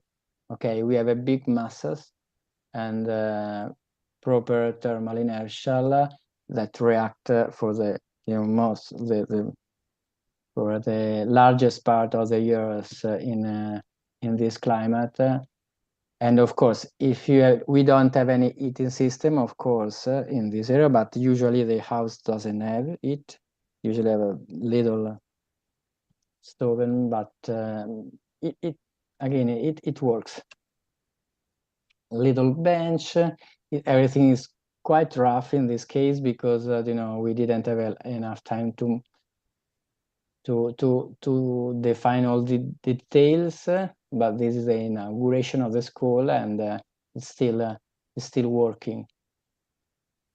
And in this case, this is another project in another area. Here we are in Bolivia, and in a totally different climate in Oruro city. So we are in a 3,015 square meter on the sea level. So it's quite cold, mostly of course in the winter time, but I mean, it's really cold. And of course, so we don't have any heating system. In this case, we are acting in a building that already exists. And, a little NGO has to rebuild the roof in this case, because the roof were very bad, done. The water entering the building. There were no light inside of the building, which is an orphanage in this case. But when we just arrived and did the survey, we saw that the building needed a real huge work of maintenance, daily maintenance. And so we spend all the money to work in the maintenance, but we would like to leave again a knowledge. So create this work site that became also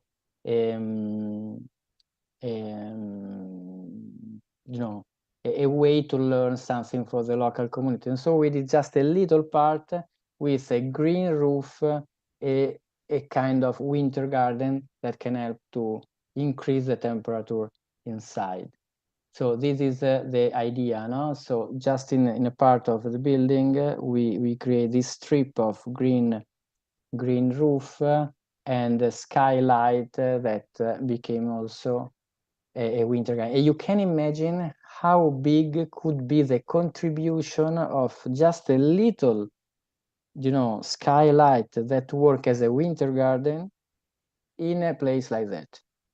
You can really feel a warmer, place just with little works.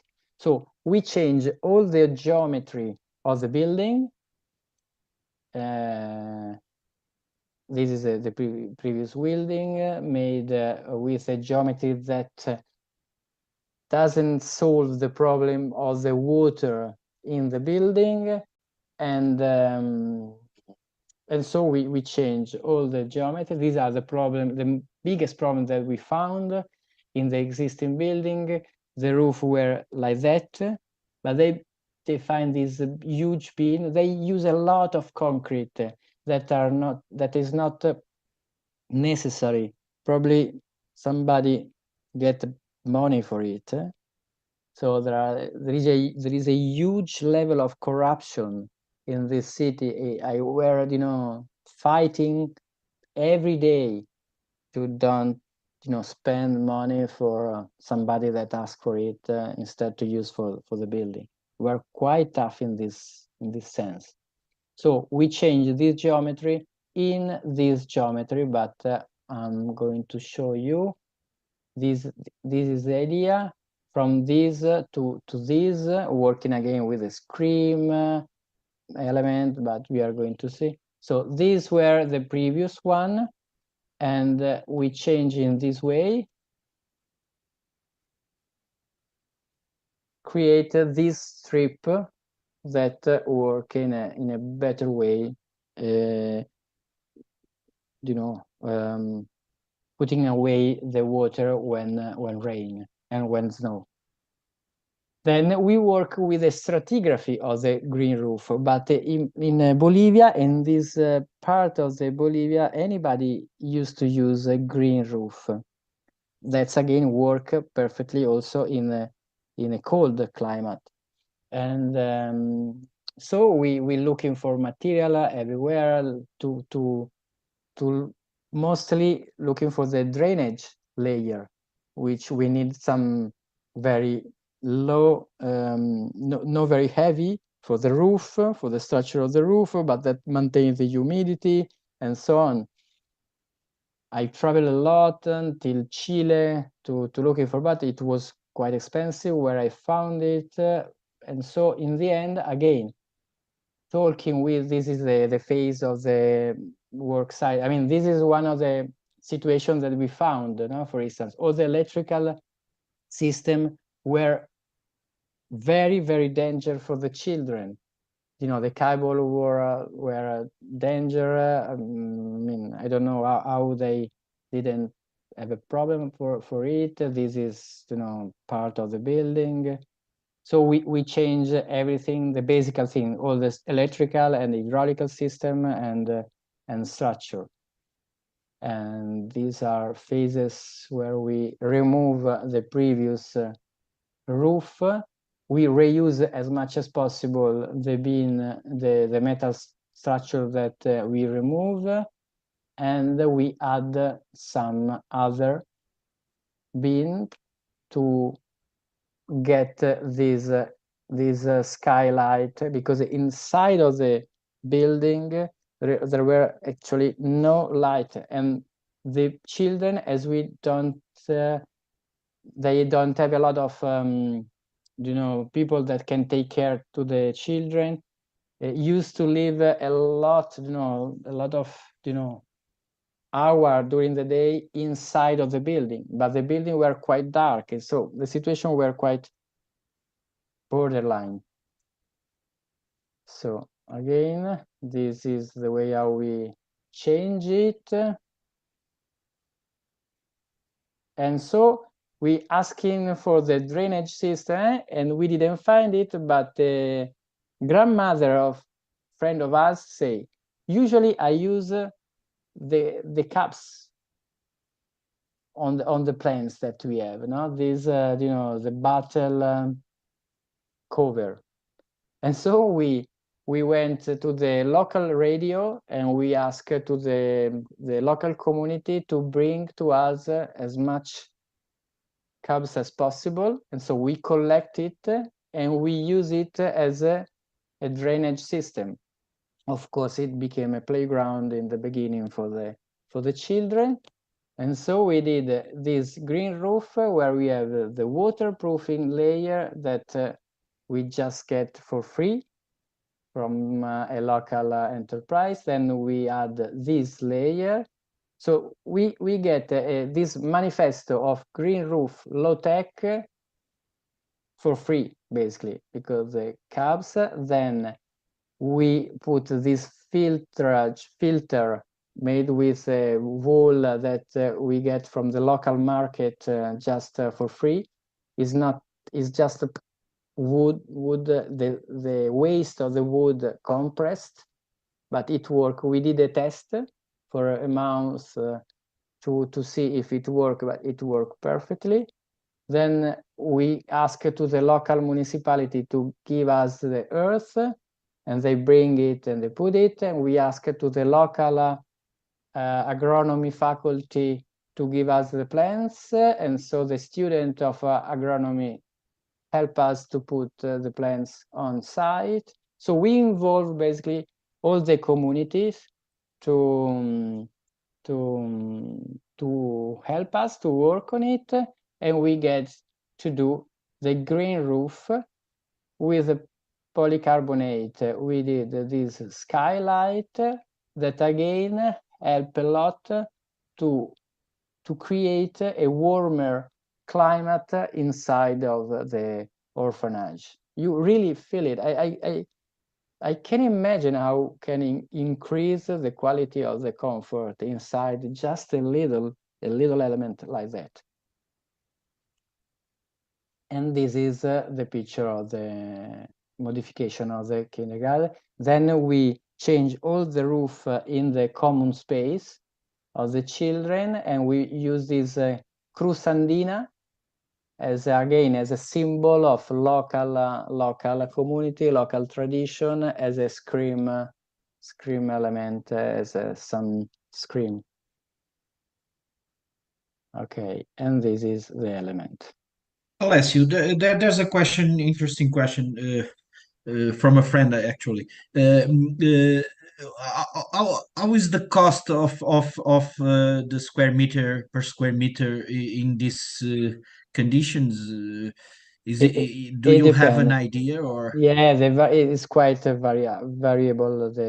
I mean, we stay at 350 euro for square meter for the previous school, for instance. No, in this one, I mean, this is a total. I don't remember exactly, but yeah, more or less we are into. It depends. In Africa, in Sudan, we build it for 100 euro per square meter.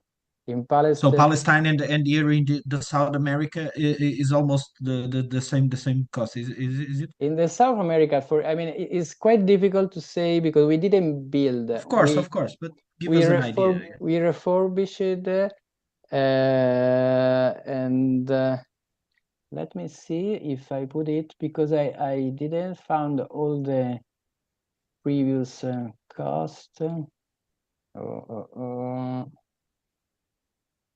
It's 19,000. Yeah, it's 19.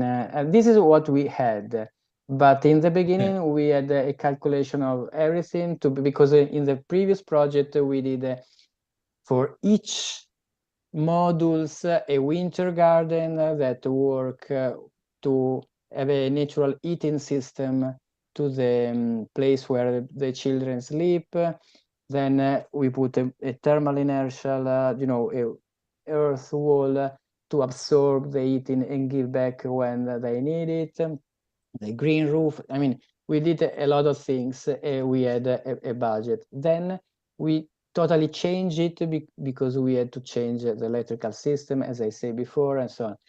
Here, the final balance, I don't really know because we roll it in all this kind of works. Yes, don't bother. No, I'm just thinking about it, but I will say something now. And you have always this restrictions about, for example, in Palestine, the materials. Part of the materials came from the black market and so on. So it should be difficult for you to have an idea about the costs. Nevertheless, you answered, I think. Thank you. Go on. Yeah, no, I mean, then we finish it. Yeah, so we are almost finishing. I can see. Yes. Okay, I mean, I think that for this project we are. I don't know if you have any question. We can also start to chat a little bit about your doubts. I don't know if you want you have more something more for us to show us, or I mean, I can talk for 1 week if you want, but I don't know if you are able to. I mean, me neither. Probably I am able to do it. and we can hear you for 1 week for sure. Really? I don't know if So. for me at least. Anyway, so I mean, I can go very quickly if you want. I can show another project, and then we can share a little bit. No, because I'm quite curious also about your opinion. No, your I'm idea amazed, of it. actually. I'm amazed.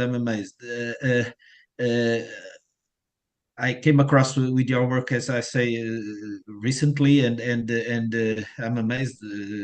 Congratulations, your work is amazing. Your group, you work in ARCO is a group, no? Yeah. So how do you work together? You go alone, for example, to these sites, and then to see or you go in a group. You are a group. No, we share. No, we sometimes we never. Sometimes we go. We are in a 2-person, but it's not economical possible to stay everybody in a place, no? So usually we have one person that stay for all the work site moment, one that usually I am, that I'm going in a tougher period, when there are the more difficult phases of the more difficult step of work. Okay, so maybe when we have to install the So, roof. and the infrastructural, the network and so on in the building, the more technical issues. Do you go with an engineer, or you have local stuff to address it? No, we have the engineer that calculate everything. Okay, in our office. And then usually we are going to make a supervisor in the work site, and sometimes we have a local architect, but in several times, you are going in the place where people say that they are architect, but in the end you notice that they are not architect. No, a lot of time the NGO ask us to solve problem from local architects that are not architects, because the tendency of the international cooperation. I'm going to say something unpolite and no political correct. Of course, we are very pleasure. We are very, we want to leave all the work as much as possible to the local staff, local architect, but we are not in the same level. When we are going in the area, we try to improve the area of, for instance, for sustainability. Just to make an example, these orphanage were financed by the Canadian international cooperation, and they give they in charge a local architect to do it. So they design it, they did a lot of mistake, and they stolen a lot of money, and then they ask us to solve the problem. Okay, so they pay.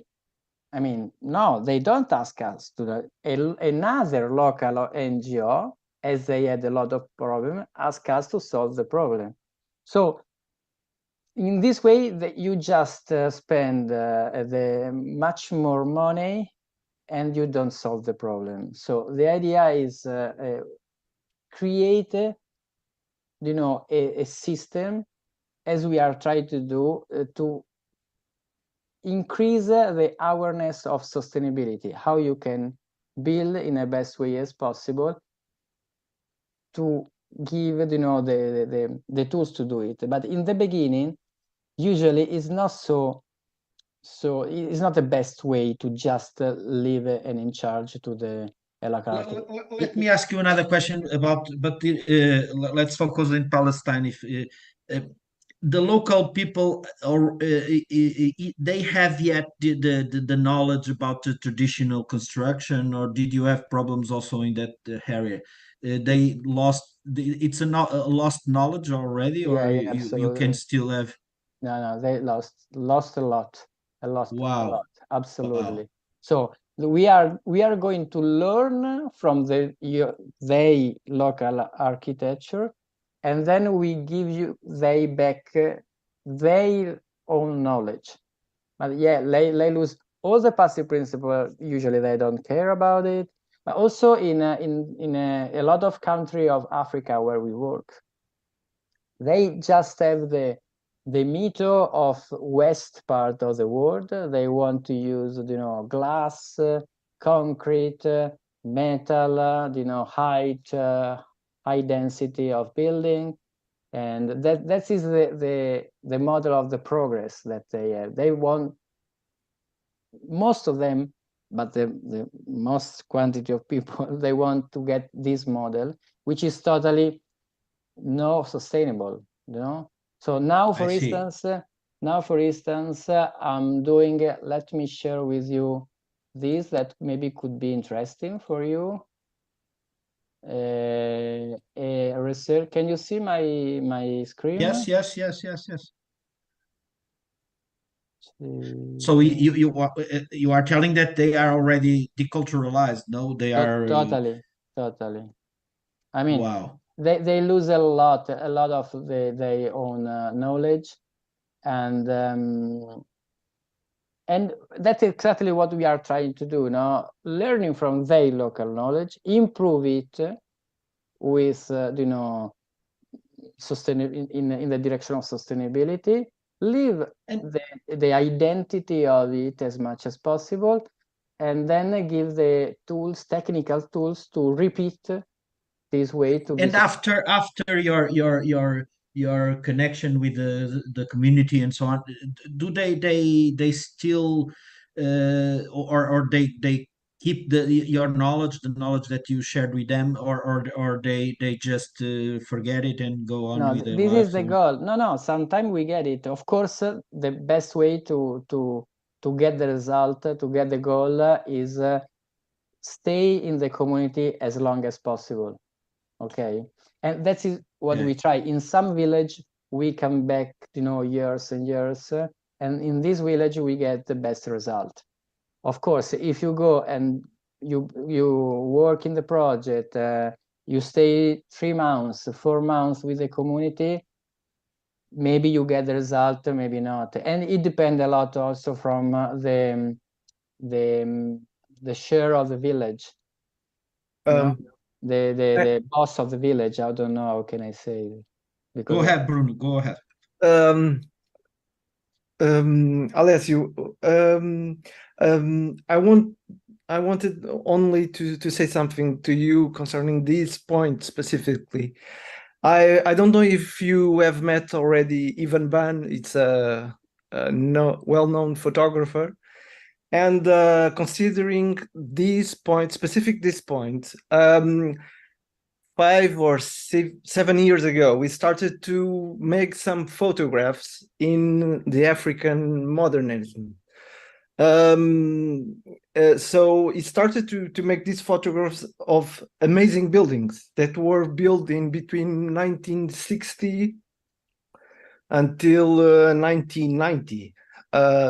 All Africa, and he started to use his position in the contemporary publishing system of architecture to show some people in Africa that the ancient construction types that nowadays we go there and we see, oh, this is marvelous. But the owners and the people that use those buildings don't have really a kind how do you say it? They don't like it, like you said it. Their project of how do you say it? Of a sense of belonging. A sense sense of belonging. I had a very curious experience in Zambia. I went to a building, and the library of Lusaka, it's magnificent. And when I went there, it was magnificent. So the building needs some maintenance, but in general, it was a very good building in terms of thermal, ecology, and construction. The main problem is when I arrived there, I started to take some pictures, and the guy over there, he said to me, "Why are you taking some pictures? This building, it's awful. It's horrible. I don't like it. I want the buildings that you have in Europe." And at the same time, a couple of years later, I had this discourse by Ivan Ban in Geneva when we went to present his book. His main idea was to create this book and to show the Europeans what is the architecture that we at a certain point lived there. And at the same time, he was creating conferences in the local architecture schools in Zambia, in this case it's Lusaka, and Congo, etc., to show that the main principles of bioclimatic architecture and ecological construction, they already exist in their country, and they don't need to have buildings in glass and with fancy materials, etc. And I think that you created a point, or you said some interesting things in terms of this point, is that we need to stay more time. We cannot do the project and go away. I think that's the main idea that we should implement. Yes. So in a way, we must create schools for them to understand that their culture is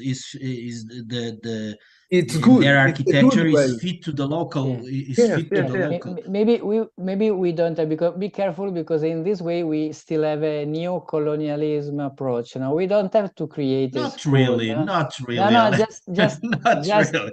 listen to me. Show this. This project is made by Politecnico di Milano and local African Faculty of Architecture. So we are already, because there are a lot of knowledge in the local university. In Morocco, we have a professor of materials that are the level of her knowledge is like our level, no? So the collaboration, yes, already. We have to collaborate with them and just sharing. And of course, staying when we have a work site, create a case study and try to repeat it, you know? And this project, again, there are scientific papers about climate. We are trying to create a climate file to have a software that can be useful and friendly for local architects too, no? And collaborate with the local ordin of architects and engineer, no? So yes, but it was the idea of this.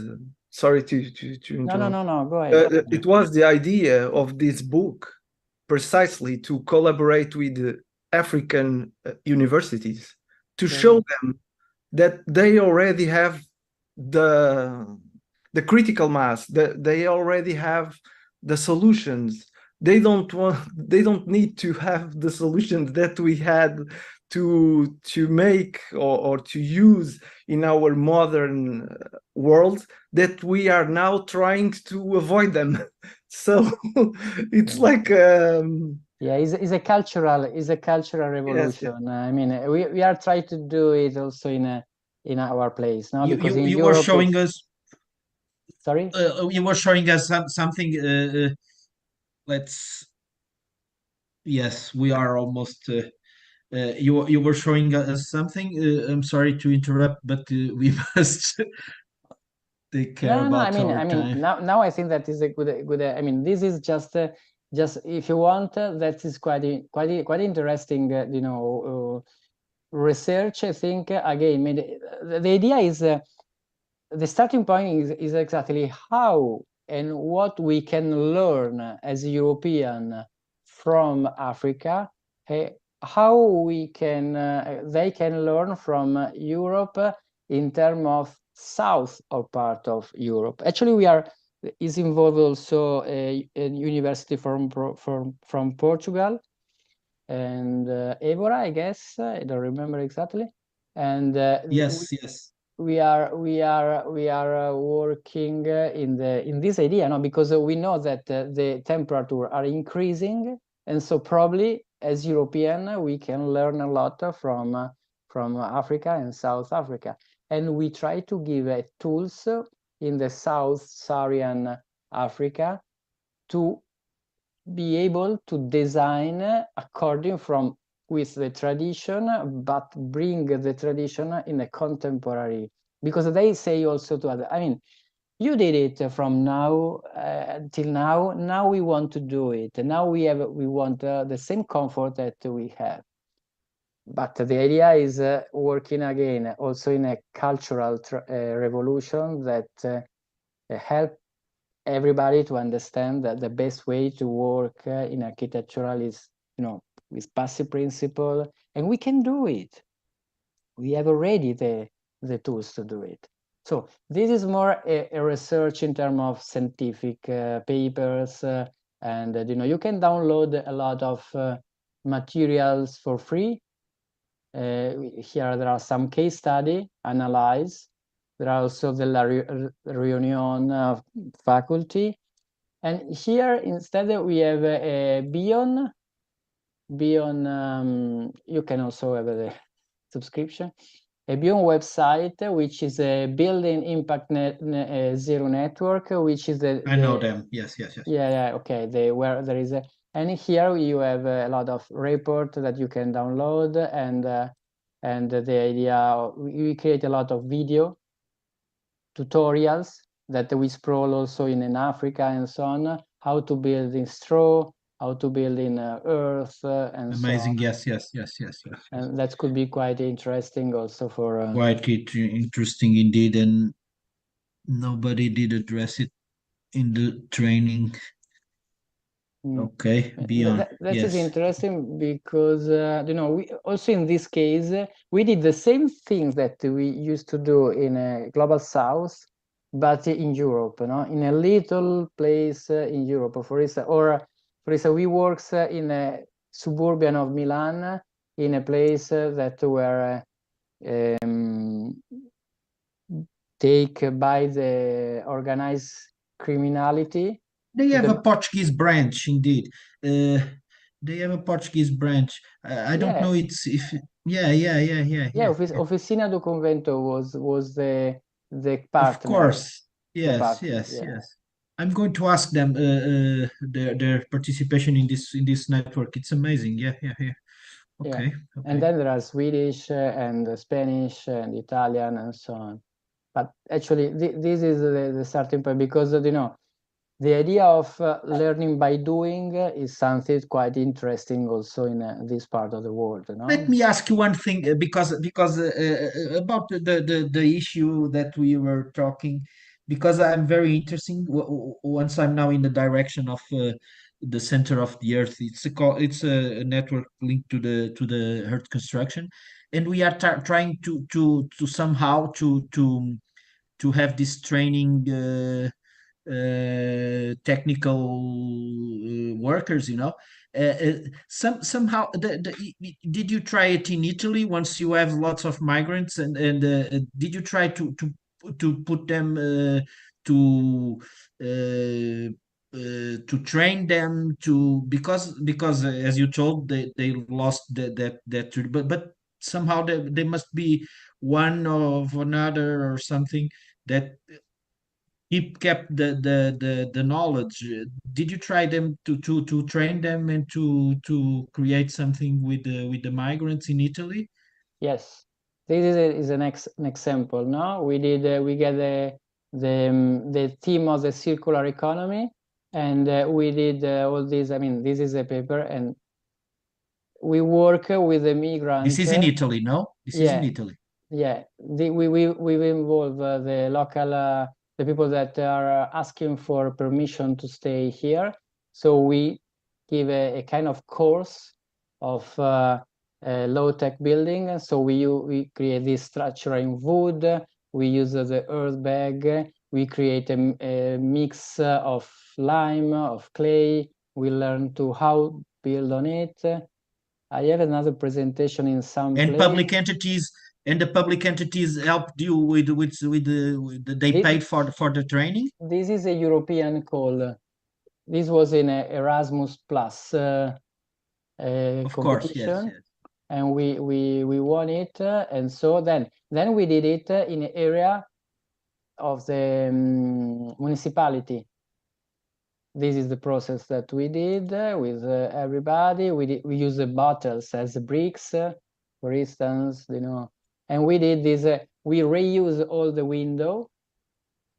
These are, you know, switch, waste, windows that come from removed from other place. These are the face. These are the window. No, can you see? Collected the window, the bottle, and we did it in a huge, you know, villa that were by guys that were a mafioso from mafia. So the police stole and take this house, a big garden, and give to NGO, Italian NGO, and then they use this place became a place where the women from you know, the migrant women that get violence can stay. And so we work with these women and also, you know, other community of men that want to learn how to build in a sustainable way, in this way. And so we created this pavilion that then became an infrastructure of this for this community with all reused material. Okay, so we didn't spend a lot of money for it. So with the student, with people that want to work with us, and with immigrant too. Okay, so then we leave a certificate to them. You know, this is, you know, little window on the bag with you know, the switch system. You know, the tube that you put underground. You know, because we just stolen little pieces in a work site around the area, no?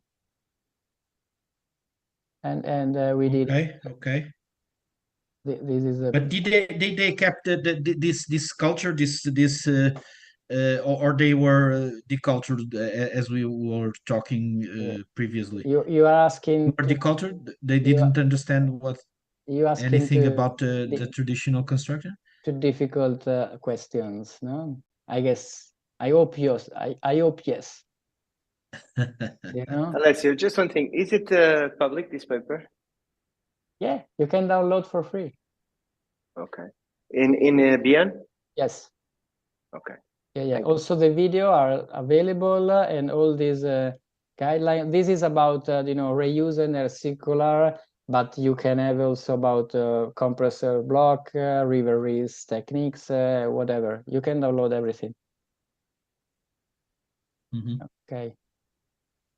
And you know, this is the idea, no? So yeah, of course, we try to and now I am in the university in a more, you know, stable way, and so my goal is, you know, increase this idea of this part of the educational and you know, learning by doing, involving also immigrant and sharing knowledge between students, and you know,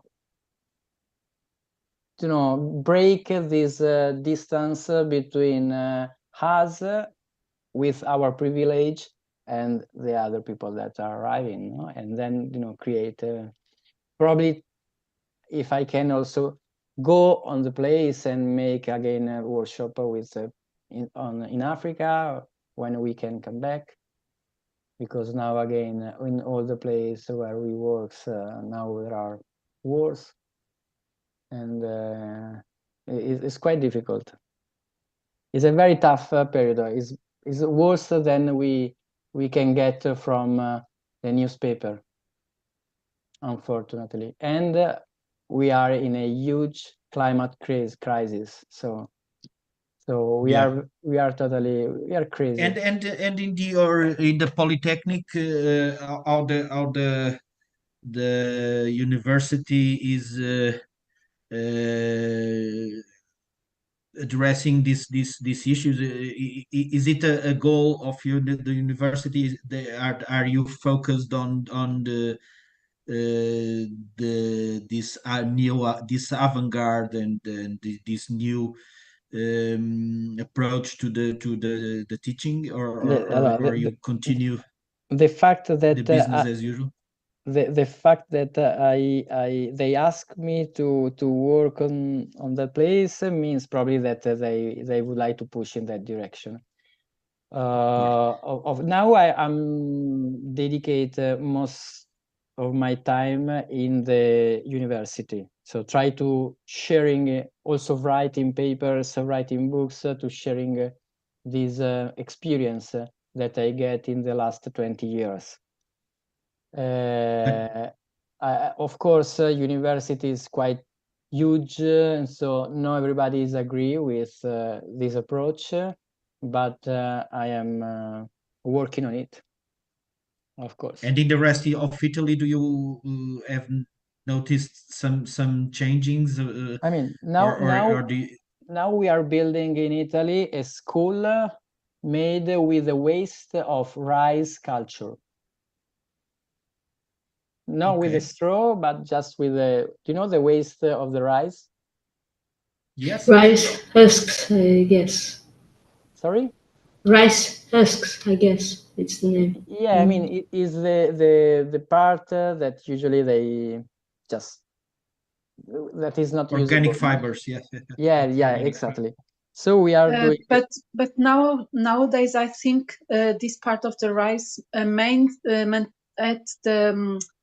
the bottom, at os campos. The straw is maintained at os campos, conhecido os campos. No, but we are not using the straw. Fica nos campos para ser degradado, para se degradar e ser substrato para o solo. Yeah, but we are not using the straw. We are using the superficial part of the rice. The part that you are eating, the part that we eat, usually in the rice you have a waste that is not usable. And now there are some company here, probably also in Portugal, that are using it for plastering, and we use it also for fill, the perimeter walls of this school, and we calculate the thermal inertia, and it works. And I mean, we are going to start the work site in a while, and maybe I can show you the building in the next future. Let me ask you. For me, this is my last question, indeed. But it was an issue in our training. What tools do you use to the energy simulations, and how the? I mean, what tools do you? You showed some images, Energy some plus DOE. Yeah. We usually with NVMet or I mean, we use several. Yeah, we use several of it, but now we use more. It depends because we can use also Grasshopper as architect, which is a plugin of Rhino, and then we are asking to the engineer that is focused on these issues to go more in deep with these kind of issues. So we have a first analysis with Grasshopper, and then something in deeper with more proper software, more precise software. But these kind of issues are also quite, I think that the experience is the best way to define it. Of course. So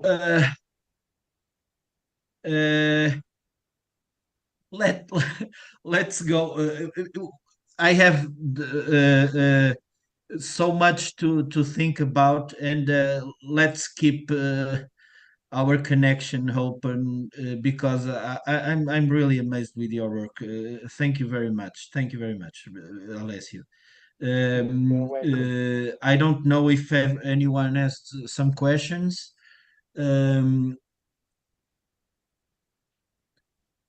Maybe in the chat. I don't know if in the chat you. Just to say thank you very much for this presentation. It's amazing. Incredible work. In the chat, we had a few questions.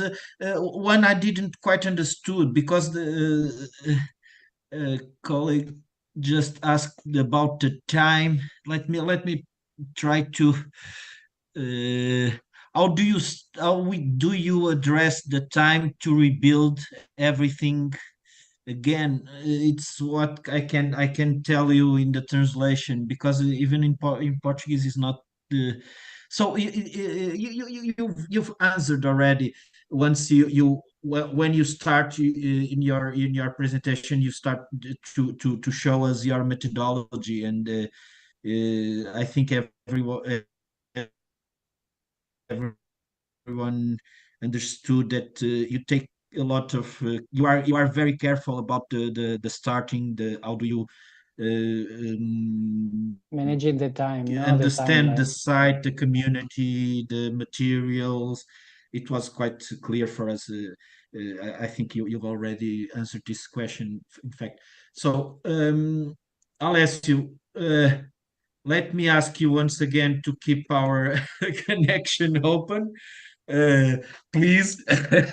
Of course, it's a pleasure for and me. let's try to bring you here in Portugal, because I think we must meet for each other, and you must show your work in person here for sure. I will try to do it. Um, Thank you once again. I think we have a lot to think about. Oh, yeah, Lydia, I noticed that you were quite interested in this lesson. What you have any questions or? I read a little comment in the, but I thought maybe it's interesting. Well, first, I want to thank you about everything, especially about the service to humanity. You must improve your sound because we are not. Sorry, Oh, the microphone. Sorry. Okay. No, just to thank for the presentation, and especially thank you for the service that you're doing for humanity. That's the first thing. Yes. And I want to be short. And I'm just curious about how these areas of intervention are defined. Like who define what are those projects that you are developing? How are these areas in dangers of natural and human hazard map? And if it's something that the international corporations, associations are always in charge of defining them, and then you enter in the process, or I think that it's quite interesting for me understanding how the territory is studied in those specific hazards, I would say. I'm not sure if it's a specific question and if it's something that you could answer, but it's interesting how we can, when the architects are entering in that process. And I think that it depends a lot from it is also up to you and how you are going to organize your office, your firm. From my side, I really want to, because some colleagues of us say that we are not architects because we are not using, the architecture that we did is not because we use, for instance, tires, unconventional material, and so on. They joke with us. So, but what I really want to emphasize and underline is that I think that we are architects and we still work as architects also in an international cooperation. So we are doing it. And so all the previous phases are did by NGO or governmental agency that create the strategies, how they are going to manage the money that they have, the availability of money. So the strategies come from the local governmental with the UN agency or a governmental agency. So we arrive answering to some calls that are already done. So all the social issues and the first contact were usually done by NGO that are working specifically on it.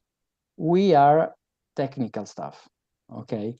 Of course, we work also in a participatory process. So as I say, we work with sociologists, I think that is the name.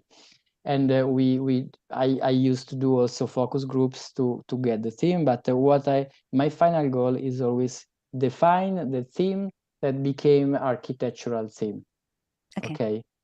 So somebody asked me, we need a school, we need a system in this place. I'm going to do it. And then in my final report, I say, I find these difficulties. I think that is wrong doing in this way. For the next time, please try to improve this aspect.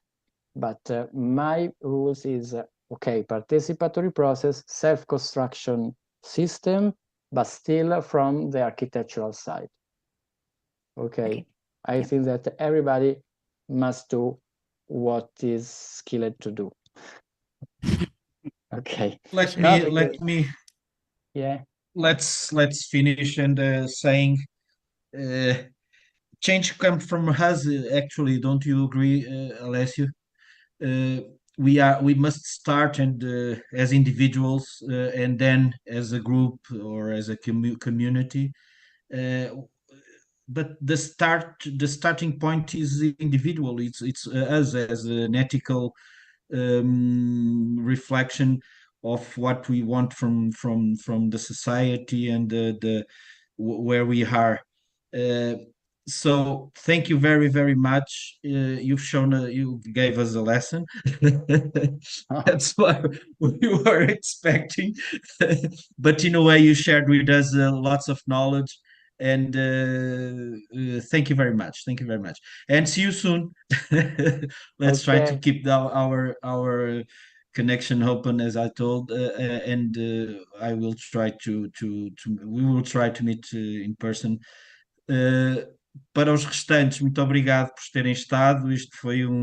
Este fecho do módulo ligado aos materiais e à parte mais técnica, digamos, não acabou da melhor forma, porque o Alessio fez, de facto, uma visão, deu-nos uma visão abrangente da aplicação de tudo aquilo que estivemos a falar e não podia ter sido melhor, foi uma coisa extraordinária. Bom dia a todos, até logo. Terça-feira encontramos-nos e vamos nos preparando então para Montemor. Adeus, Alessio. Okay. See you. Thank you very much. It was a pleasure. See you. Bye bye. Right. Thanks so much. Thank you.